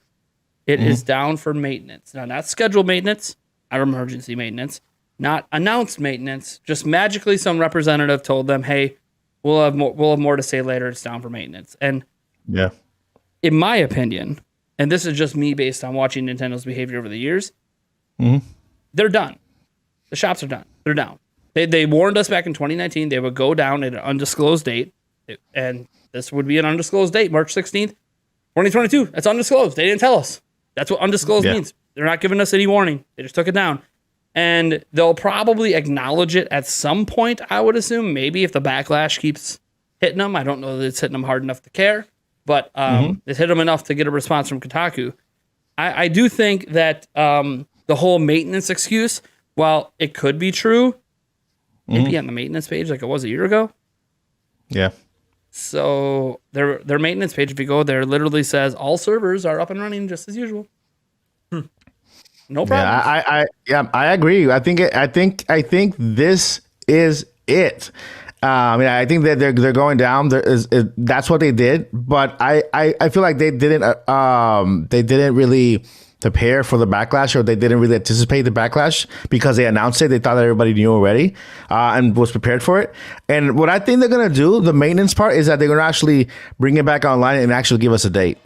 They're going to actually give us a date. It's back on, but until an actual date, so people could be happy. Because I think if people don't have an actual date, then they're not going to prepare, just like they're doing with Wii U and 3DS stores.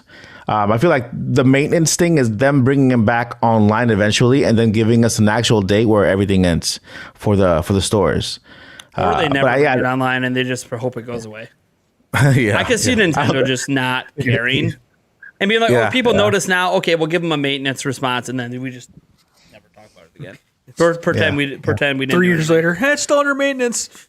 Hey, whatever happened to the Wii shop? It's under maintenance. We're a weekend. Nothing's been down for a week before. To be clear, they've never had maintenance for a week. I want to make this clear. A week. Or not a day, a couple days. Indefinitely. It's an indefinite maintenance. It's like, okay. All right, let's just be honest. I know you don't want to officially say it's closed because you know the backlash is coming because it happened with PlayStation 3. Yeah. Sony tried to do this to PlayStation 3, and the backlash was enormous because they announced it. Nintendo isn't announcing it. They're not even acknowledging it. Oh, it's just maintenance. I'm waiting for the response of what we store. What you're talking about. I mean, the DSi. The DSi and the Wii stores closing aren't the worst thing. Virtual Console obviously being the biggest thing. There were some exclusive WiiWare games and stuff like that. World of Goo, which has been moved to other systems at this point, but some of them haven't. So there are some games you might lose to history there. The thing, I mean, at this point, I'm sure most of those games have probably been ported online somewhere, but it is interesting because that obviously brought up the grander conversation about digital games and the fact that more and more people are buying digital games now than ever. And there will likely be a point, especially on consoles. Hasn't happened really on PC, but on consoles, where the shops will close. And if our memory cards get corrupt, if our systems break, we will lose our games because we won't be able to re-download them. And there's already additional concerns beyond that because so many games, we're going to see it right now. Dragalia lost from Nintendo. It was there. They're shutting down the online servers for it later this year. Okay, what happens then? You won't be able to play the game because it requires an online connection. So suddenly a game that's been around, Nintendo's first ever mobile game, is just going to vanish. Good game too. Yeah, it's a decent game, and it's just going to vanish. Yeah. And there's that's one thing people get mad about Halo Infinite. When you play the campaign, you got to be online. And that's the big issue with the campaign. Isn't that the campaign's bad? It's that you need an always online connection. Why? It's single player. Yeah. Doesn't matter. You need an always online connection. Yeah, that makes sense for multi, but with single, no, you have to have it for single player. And there's a lot of games going that way, where it needs an online connection even for single player. And as the moment those servers don't exist, you can't play the games anymore. So this has been a concern. And by the way, that goes beyond digital because that affects physical copies as well. This is a really interesting situation because Nintendo's the first company, at least that we are aware of, to actually shut down their access to download games. Just you're done, and it doesn't look like we're bringing it back. Maybe we do one last time with a warning this time, but it certainly doesn't look that way to me. We'll see what happens, but right now it's down. It's been a week, heading into week 2, without an end in sight. So this does bring to the forefront the concern that a lot of people have about game ownership and losing access to games. And, we can get into the legalese about how technically whether you buy physical or digital, you don't actually own the game. You own a license to play the game. People thinking copyright should be updated because of that. All I can say on that is I don't really know that copyright needs to be updated. Like when you have Windows on your computer, you don't own Windows. You own a license for it. Exactly, yeah. Like it's not really any different with any software. You don't actually own the code base and own the asset. That's not how that works. You own a license. Like the copyright actually sort of works. It's just people don't like to think of it as I bought this game and they can take it away from me. Well, yeah, they can. Just like you can have Windows, and if you're doing illegal things with Windows, Microsoft can revoke your license. Like that's, just don't do illegal things, and you shouldn't really have anything to worry about. But that's neither here nor there. The funny thing is, I actually made a video. So I covered this, and I went with the side of this is a negative, this is a bad thing. This validates all the fears people have had, which it does. And I think it's a fear we all knew was going to happen. It's just different when it actually does. I made a video after that one where I said, but for me personally, I don't care. Yeah. And people got mad at me for that, for not caring. I've had someone told me that what were the exact words? It was something. By the way, I'm not calling out a specific person, but there was one commenter who put the words out there specifically. They are unsubscribing from my channel until I stop this foolishness, rethink my life, do some soul searching, and then they went into this long-winded explanation about how I'm being illogical and just foolhardy. And my entire point, and it's funny because his entire premise is that I stated in that video that I am making that I prefer new games. So I can't be. There's no way I'm being objective and can't fairly judge any game if I only care about what's new. And that's not what I said. I said, in terms of experiencing games, would I rather play a game I've already experienced or one I haven't? I'd rather play one I haven't.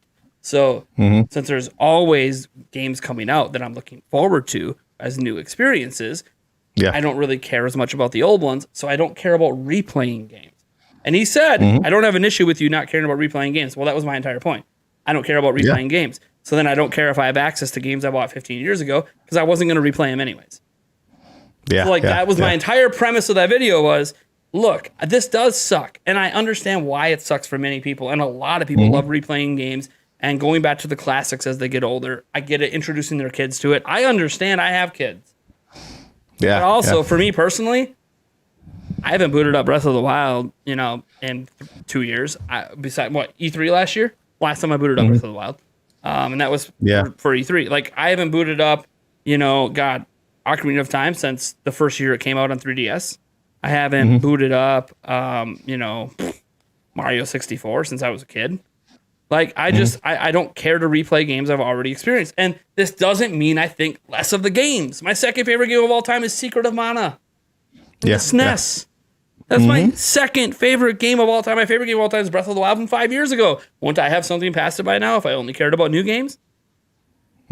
Bottom line is, my experiences I had with the game aren't changed because I'm looking forward to the next game. I liken this to Disney World and the new Nintendo World stuff out in Universal in Japan. I've been to Disney World twice in my life. Would I love to go a third time? Probably, because there's been new changes there. New things to see. But let's say I have a choice that I can go out to Disney World for the third time, or I could go to Universal Studios Japan and go to Nintendo World, which I've never been to. I'm going to prefer to go to the thing I've never been to. Now, that doesn't mean I'm going to find Nintendo World and Universal Studios better than Disney World. But I don't know if I don't experience it. Yep, that's true. So, like, that's my viewpoint on this is it does suck. I understand. I just don't care because it doesn't affect me. But look, more importantly here, above all, this is your viewpoint and your opinion. You're just sharing I'm not telling what you feel. Like, multiple times I said in that video, I understand most of you aren't going to agree, and I get your viewpoint. I'm just explaining why I don't care. Hey, the issue here is that I haven't played a classic game living in. And forever, because I just don't care to. Not because I don't have the ability to. I'd rather play the Kirby coming out.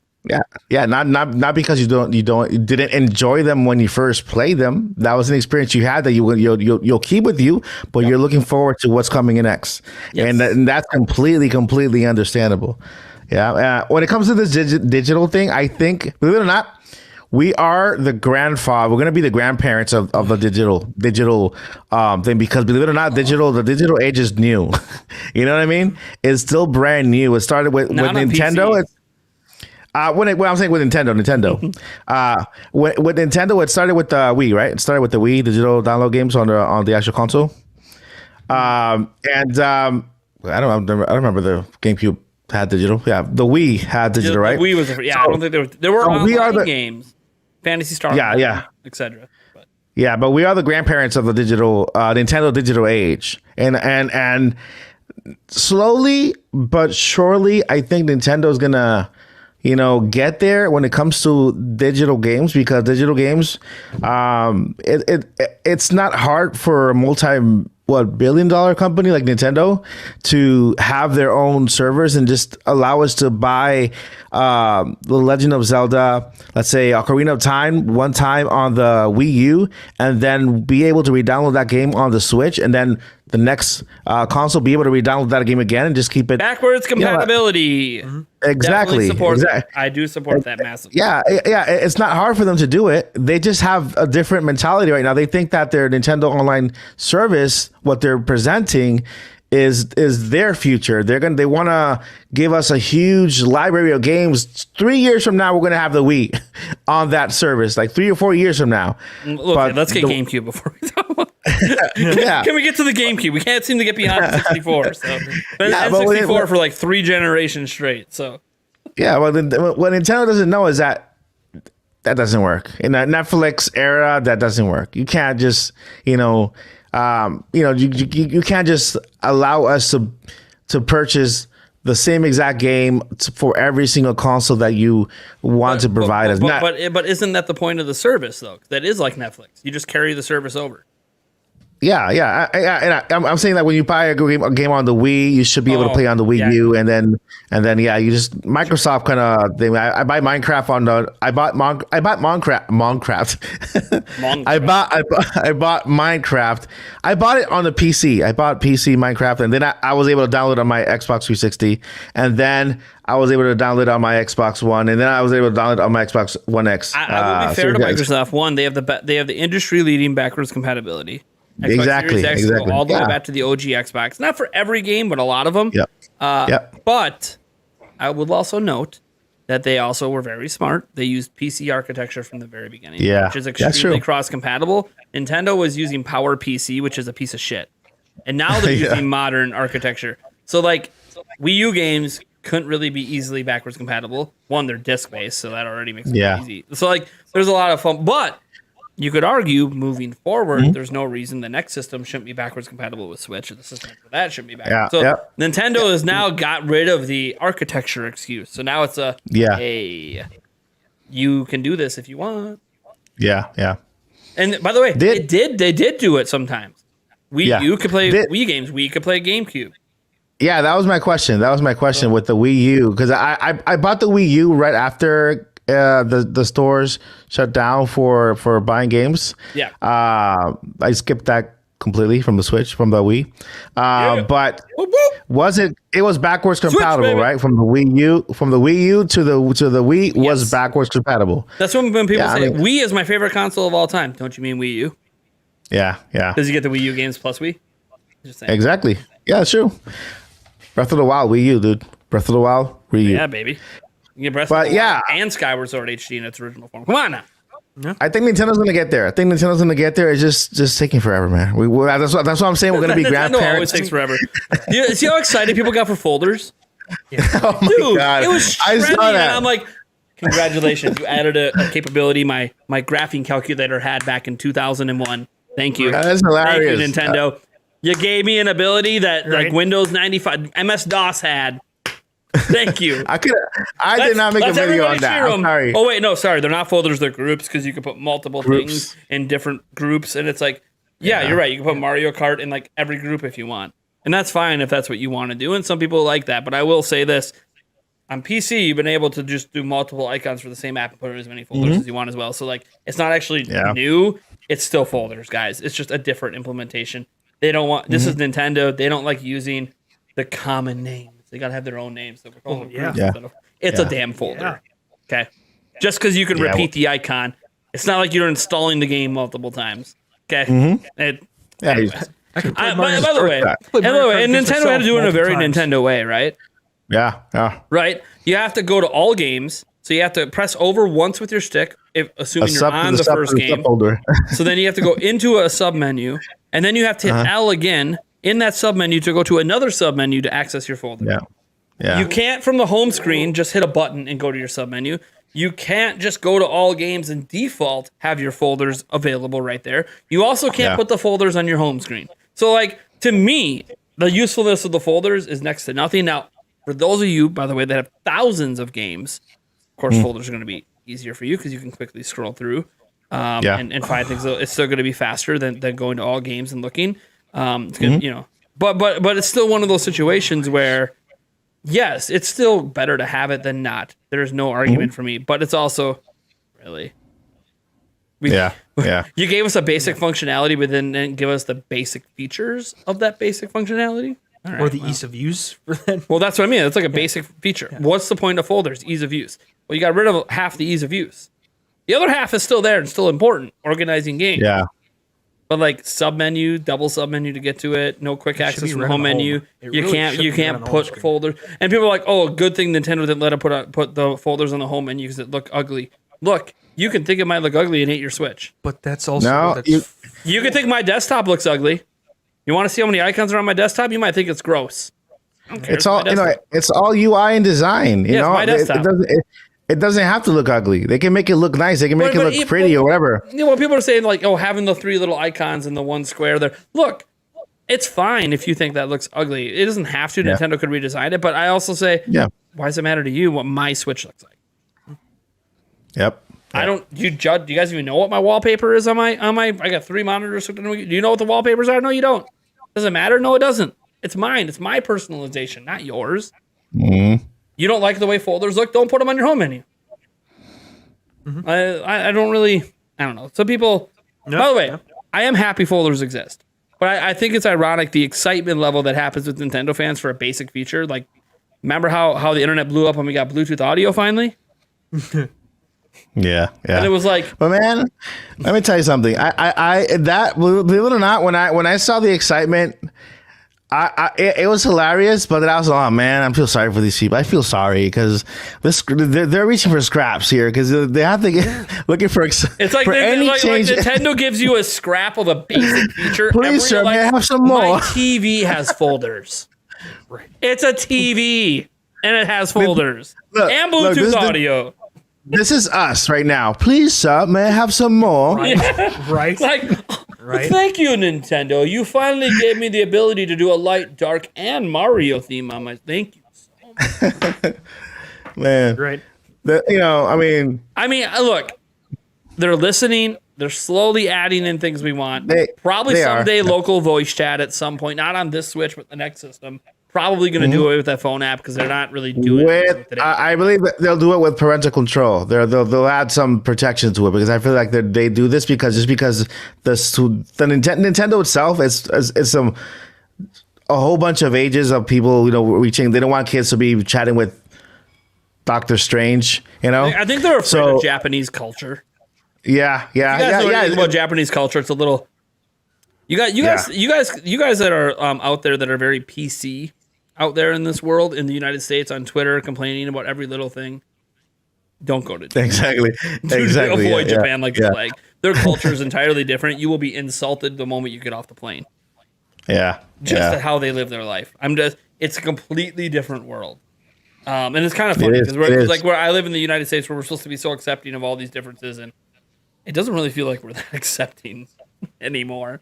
I don't know the way this world is going. But look at the good side. Nintendo is spending all their time, less time on their UI and more time on creating games like Breath of the Wild 2, Kirby in the Forgotten Land. So we're getting one of the best years of Nintendo. So when you come think about that, mess? I gotta drag Eric in. Digital mess thoughts. At least they listened. Sort of. I mean, they attempted to listen. That's at least more than what we can normally say for them. So, I mean, at least there's that. I don't know. I haven't downloaded the folders yet, so I haven't tested it yet. But I'm not even gonna look at it. The only reason I downloaded the update is because they fixed Bluetooth audio. So Bluetooth audio works, but they made it now so your headphones can actually have some volume to them because for some reason good. That's actually good. Like it was really low. Max volume was really low, and they made it so you can actually finally adjust the volume from your headphones. Like every other Bluetooth device lets you do, instead of having to literally like if you have your Switch hooked up to a TV and you're running Bluetooth audio, you'd have to physically walk up to your Switch to change the volume of your headphones, which defeats the purpose of the wirelessness. So. It is nice that we can actually take advantage of the features that exist on pretty much every Bluetooth headset to adjust our volume on the headset. Scraps, but I am glad that they did it. It's like folders. It's scraps, but I am glad that they're there. I would like them to be better, but I'm just glad that it exists. But I'm not going to sit here and act like it's the greatest thing to ever exist. Because then I'm going to start sounding like Apple. Yeah. When Apple walks in finally and they say, hey guys, we have the iPhone 14. Finally did USB-C charging. Praise us! Okay, like every other phone's been doing it for 5 years. Finally got off Lightning. Hey, leave my Apple alone. I love my Apple right here. Hey. I'm rocking the Apple right here. But I will say, the Lightning port needs to go. They even got rid of it on their tablets. So I'm getting my Mac Studio soon too. So I'm getting my Mac Studio. I want the Studio so bad. I want it so bad. Dude, but I mean that you could just import AK RAW so smooth. On the lower end Mac Studio, you can actually 8 streams of 8K footage at the same time without lagging, without any single hiccup. And I'm about to get a camera that can pull 6K footage out. I would love to be. I can't do that on my PC. It does 4K fine. Gotta let that drool out here a little bit. Holy crap! Yeah, dude, their in-house made chipset is amazing. It's utterly amazing. Now Nvidia is trying to like fight back. Be like, hey, by the way, we made a new in-house chipset, and ours is twice as powerful as yours. I'm like, okay, cool. Well, we got to actually see it in something. Okay. So it's fine. Competition's good. Put it in the new Switch. It's not a bad thing. Competition's good. But it's kind of like, look how great this is. Okay, Intel, AMD, step your game up in these integrated chips. Like, look at Apple's doing. The rest of us would like to have, even though they charge shitloads of money because that's what Apple does. The only thing coming out of Apple that I don't like at the moment is their studio display. I don't like that either. Yeah, I think it's just I got the LG one. It's overpriced for what it is. It's nice. Yeah, I got the 5K LG one. I think it should be like $1,000 monitor. Thing. It shouldn't be a $1,600. Yeah. But that's just my personal opinion. Some people are just going to buy it because they want the Apple aesthetic and the high quality stand that you have to pay an extra $400 for height adjustment. Apple. Yeah, That reminds me when you had, what was it, like $500 just to get the wheels to add to your. Oh my god, that's horrible. Yes, Sure, $500 for wheels. I think I'll go on Alibaba and get some for $20. Thank you. I'm surprised they don't have it. $500 to get wheels for my car. Okay, brand new wheels for my car. Yeah. Oh, Lord. Car does not come with wheels. $500 edition. Like, but okay. And to be fair, you don't need wheels for the thing, but it's kind of like really like we had to buy all new wheels because of our new floor in here for our office chairs. Well, we don't have to, but like 20, 25 bucks. No, we did. There's actually a mark on the floor from one of the old wheels. It might have been from that chair, not these ones because I'm not in them as much. But no, it's I'm surprised there wasn't a dongle for the height adjustment because what? Apple loves their dongles. What do you mean? You're not even supposed to take out the power plug. So God forbid it. No, you don't. Choose on You your power can't. plug. No, you can't. You can. You might break your display doing it. It does technically come out. I love Apple products, but sometimes they have some hit and misses, and when they miss it, it's not a good miss. I will say this: like, I love their pro displays. I saw one in person, but I'm like, God, look how much they want for this thing. It's so much money. Like, okay, I could justify the computers based on its capabilities from a production standpoint. Like, there's a reason that movie production companies use Apple products. Like, okay, the specs might be a little bit less than what you can get comparable on a PC, but it's so integrated and the performance is so well that it's great. But like, sometimes there are other things, like the Pro display. By the way, we sell you the display, but it doesn't come with a stand. You got to buy that separate. Like, so I spent thousands of dollars on a monitor that I can't actually use without a stand that I have to buy extra. Yeah. Why? Oh, and you don't even include basic VESA mounting. I have to buy that extra. So how do you think people are supposed to use this thing? Just prop it up against the wall? Yeah. I swear, I'm gonna buy none of the accessories, and I'm gonna duct tape it to the wall, and I'm gonna send the screen. I'm gonna be like, look, Apple, the screen costs so much, I couldn't afford the stand, so this is my solution: duct tape to the wall. Well, you can actually buy one of those there's TV mount stands. You got there's TV mount. There are cheaper alternatives out there. It's just everyone's like, but it's one of those that, like, look, I have a $2,500 Samsung ultra wide 49-inch 1440 beast, and it came with a stand. Yeah. Just saying, I don't use it. I bought a desk stand, like a floating stand, but I have it if I need it. Nate, you got spray glue. I got spray glue. You can just spray glue it to the wall. I don't know that spray glue is gonna. The monitor might weigh a little too much. I'm not talking about Apple's monitor. Might weigh a little too much. Yeah. By the way, the monitor looked fantastic. It's not like I doubt the quality of the monitor. There's just a lot of high quality monitor makers. Yeah, but for the price, I can just take a 50-inch TV, a 4K, and some TVs have gotten so good to be displays. Yeah. And they're amazing. Put it on my wall. I have a huge screen. So, my computer. So since we got a little off topic, we're going to kind of wrap this up. But I need to wrap this up by knowing the story of the beard. Oh yeah. So the story of the beard, because everyone knows it's a fake beard. I hate to call it out. It is a fake beard. In your videos lately, and I was like, "What the hell? He's not even addressing this fake beard." Yeah. So during my, I addressed it during like an unboxing video that I made for the channel. I was trying to my wife was completely against it. I was trying to kind of create like a little style with my with the beard and stuff, like just to shape it and stuff. Oh sure. And my wife is completely against me touching anything here or here that's not done by a professional, because I'm dumb. Because they're really good at it. They take straight plays. Yeah. They make it nice. So I was trying to prove her wrong, and I took the blade. Never try to prove the wife wrong. That's mistake number one. Even if she is wrong, doesn't matter. Anyway, go on. So I took the blade and I started like shaping. All of a sudden my hand slipping, and I got literally up to here. And I just saw that patch of... I have a similar story. Yes, you did. Like a patch. Okay, a patch. There was no way I could hide that. No way. So I... Shaved it all off? No, I actually got like a mask, like a mask, like a sickness mask. I don't want to say the word because I don't want to, but like a mask. And I just started wearing it, like hiding myself. Like, why are you wearing that mask? Oh, I feel like I'm getting sick, so I want to make sure that I get nobody sick watching me online. Yeah. Yeah. And then I ordered this beard, and I said, look, on the channel, I promise nobody will ever see me without a beard, because that's my signature beard. It's like the Academy beard. So now I'm wearing this one. Nice. And then I have about 5 other beards that I'm going to try on too. I think I have a blue one. I have a red one. just go full ninja. You got a pink one, right? I don't know the pink ones. There were no pink ones. Yeah, go full ninja. Come on.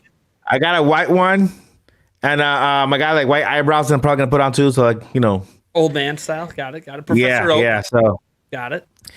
So lesson learned: never try to prove your wife wrong. Yeah, my beard story is much funnier, but not funnier. I wasn't trying to prove anybody wrong. It was an honest mistake, and it just happened to happen at a time where I didn't have to worry about it, because like you guys see how my look is, right? Like I don't grow it out. I can, but I don't. So I trim it, and I have this trimmer I use. It's got the right thing on it and everything to keep it at the perfect size I want. And while we were misplaced from our house, while we were waiting for the floor to be installed, I grabbed my trimmer, because it was getting too raggedy and I was getting ready to do some on-camera stuff, soon, I thought. So I went to trim her down because, I'll do all my own lines and my own cutting. Not perfect because I don't use a straight blade. I just use my normal executive Dollar Shave Club razor, which is an amazing razor, but it's good for the lines underneath, or it's not good for getting here. Here you want more like a straight blade, and I honestly don't trust myself with it. There are times I'll go to the barber and I'll ask them to do it. And they're, of course, really damn good at it because it's what they do. But it's funny. So I went to grab it, and I got a phone call from, I think it was Yulia at the time. She was at work, and so I'm like, oh crap, I'm answering. I reach in my pocket where it was. I grab the dang thing, and I'm like, okay, I turn it on. I go like this because it's just, you can just go all over with it because it's set to the right size. It doesn't really matter.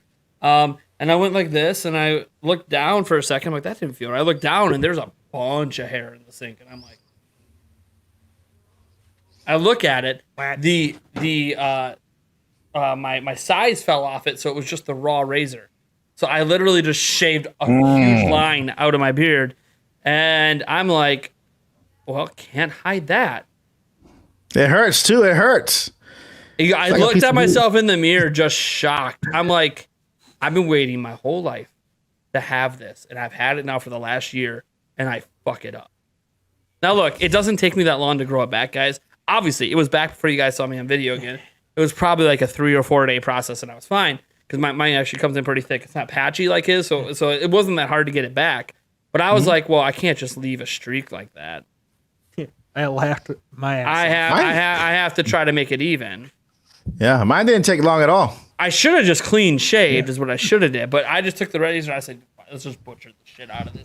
And I just did the whole face with that stupid razor that wasn't meant to be used that way. I walked out, and it was a butcher job. It was, and I just sat there and I said, "Yeah, it'll be fine in 3 days." You're like, "Yeah, but right now it's hilarious."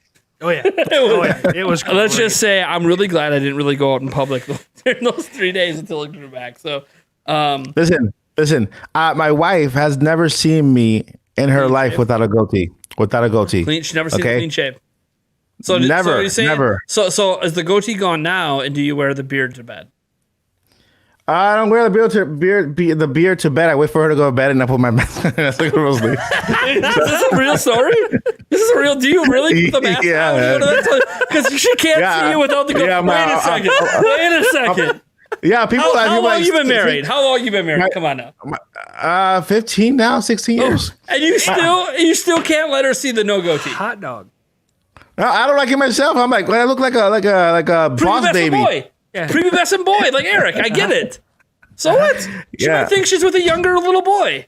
Let her feel weird. Let her feel weird. Yeah. So. Yeah, I feel like I'm with my daughter right now. My daughter has never seen me without clean with a clean shave or my.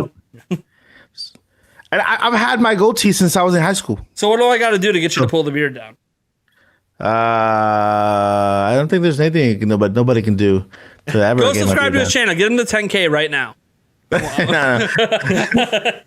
trying to motivate. Right. Motivation. I want to see something even your wife's not allowed to see. That's what I'm trying to push for right here. No, she'll still see it because she'll see the live. She's watching it live right now. There you go. Is No, she she's not watching it live? She'll watch it later. She'll watch it later I on. was gonna say, hey, Mrs. Perez. And then, tell if him to pull that beard down. Come walk in the studio and yank it.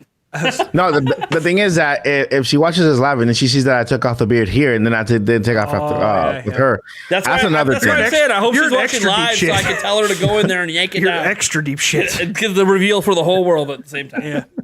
No, I was waiting for him to transfer the beard up to be like a mustache. Oh and yeah, cover the just do like cover a the whole mouth. Santa thing. Just put it above the mouth. Actually, no. If you see the other video, the unboxing video, it was like this right nice. here. Nice. I just There you go. cut it because it was annoying. I was like eating yeah. hair. Yeah. No, I don't blame you on that one. I don't blame literally, you. I know. Look, I literally shook in the video. I literally show shook. podcast. I gotta clip this up. Yeah, right. This beard story. it's The fantastic. wife's involved in this. Oh, yeah. Where he masks Oh, the yeah. bed. This is amazing. But I'm telling you, This is great. I literally choked with that beard, like with this one, like that, and I had a hairball, and it came out like that. Like, I Like care this about what I big. look like, but damn, I've been clean shaved for most of my life. So, like, shit, my fiance see me without it. Yeah. No big deal. But, Yeah. damn. That's fantastic. Whenever I go to the bathroom, I look in the mirror. I'm like, just Who the fuck are you? What is this? Who is this? You just got to make it a new. It's from the multiverse. It's from the Yeah. multiverse you No. don't want to be in. I don't ever want to see a Mike from a multiverse with no beard. No. Turn around, scare the crap out of yourself, punch the mirror. Yeah. Oops. Stranger in the house. Yeah. Oh my god, that's great. A bunch of hair is getting in my hair I now. feel like I've said this a I'm on the billion mouth. times. This has become my favorite podcast ever right now. Yeah, This is right. hilarious. This is great. I say this with like everybody, but I don't care. The audio's working great. Yeah, right. Everything's good Finally. finally. Finally. Mike's being his awesome self and just Oh, yeah. Yeah. revealing Yeah. a personal tidbit about his life with beards and Yeah. No, you gotta say. I would like to thank the Academy. There you go. There you love go. it. I love it. All right, guys. Well, I want to thank Mike Perez, obviously, for being on Nintendo Academy. You guys should go subscribe to him. We'll get a link up in the chat. Yeah, man. I know there was one quite recently. We'll throw another one up here before we're done. He is trying Thank you for having me.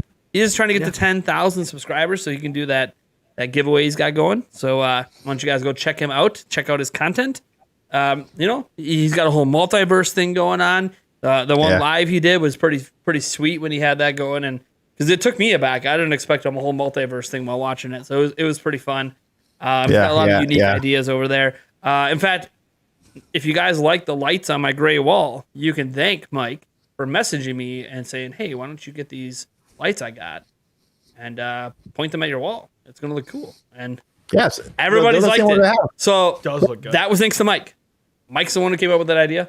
I chose the Same what color. they have here. I just went with the red and blue because it matches the sign. So it looks good, and I can change it to other colors if I want. Like, oh my gosh, guys, it is the season of love. Let's make it all pink in the background. I don't know. I can't change the colors of the Center Prime sign; those are locked in. But thank you guys for tuning in. Thank you, Mike Perez, for being here. Obviously, Thank you for having me. if we don't have you on another episode before then, we will obviously see you for E3. You're going to be on for man. that. A couple segments, maybe more. We'll see. As I get the schedule set up for that, we'll see what happens there.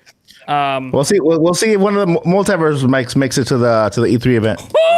Ooh. Oh no! Oh boy. I ain't ready. Oh boy. Yeah. Am I about? Your body's not Reggie. My body's not. I'm gonna meet the Prime that owns that damn island. That's what's gonna happen. Right. Yeah. It's gonna be Stay out tuned for there. Dude, address you it. you gotta meet Prime Mike. Prime Mike is a character, dude. It's a character. I don't want to know. he's a character. I don't want to know. All I know is, look, he doesn't have shades like I do. I'm sorry. Oh boy. It's just Yeah, he has shades. He has shades. I don't know, man. These are some Oakleys I got for Christmas. I could never afford a pair like this for myself. No. I think you got him at Amazon. Ooh! I didn't actually buy it. My parents did. I can't afford Oakleys, goddammit. But they are nice. As I'm buying a $5,000 camera. And I do giveaways all the time. Okay, I could afford them if I gave up on improving the channel, okay? I invest all my money in you guys. Love me already now. I'm not trying to buy my love. I deserve love too. You guys ever see that skit with that? It's an intentional skit. That guy that talks about how like he saw a Playboy and he's like in the garbage can and he's trying to find love and he deserves love too because nobody at high school loves him or whatever. It's like a Saturday Night Live type of comedy skit. Oh god. Yeah. Yeah. Yeah. It's a legit comedy skit. You can find it on YouTube. It's hilarious. No, Bowsette just said you're buying Jokeleys. Oh my God, Jokeleys. I didn't buy them. Look, they even come with a neon premium case that the Oakleys come in. Oh yeah, that's right. We're keeping it prime around here. Looks like we keep it prime with our rum chata. All right. Thank you guys so much for tuning in, though. It's been a lot of fun. Episode, I think, 43 of the podcast. It's been a lot of fun. We will hit episode 50 before E3, so that's gonna be good times. Awesome. It's insane. So yeah, catch you guys in the next episode. Catch Mike next time he's on. Eric, where can they find you at? Oh God, one place. It's one place only. Twitter @emo8790. Again, he reads everything tweeted at him, but he probably won't respond. Yeah, probably not. Mike, where can they find you besides on YouTube? Nintendo Academy on YouTube, Instagram, Nintendo.Academy, because some guy has Nintendo Academy. He don't want to give it to me. And Twitter, Nintendo Academy as well. Awesome. Nice. And you guys obviously find Nintendo Prime right here on YouTube and also on Twitter @NintyPrime. We also technically have a TikTok, Nintendo_Prime, and an Instagram, I think is Nintendo_Prime as well.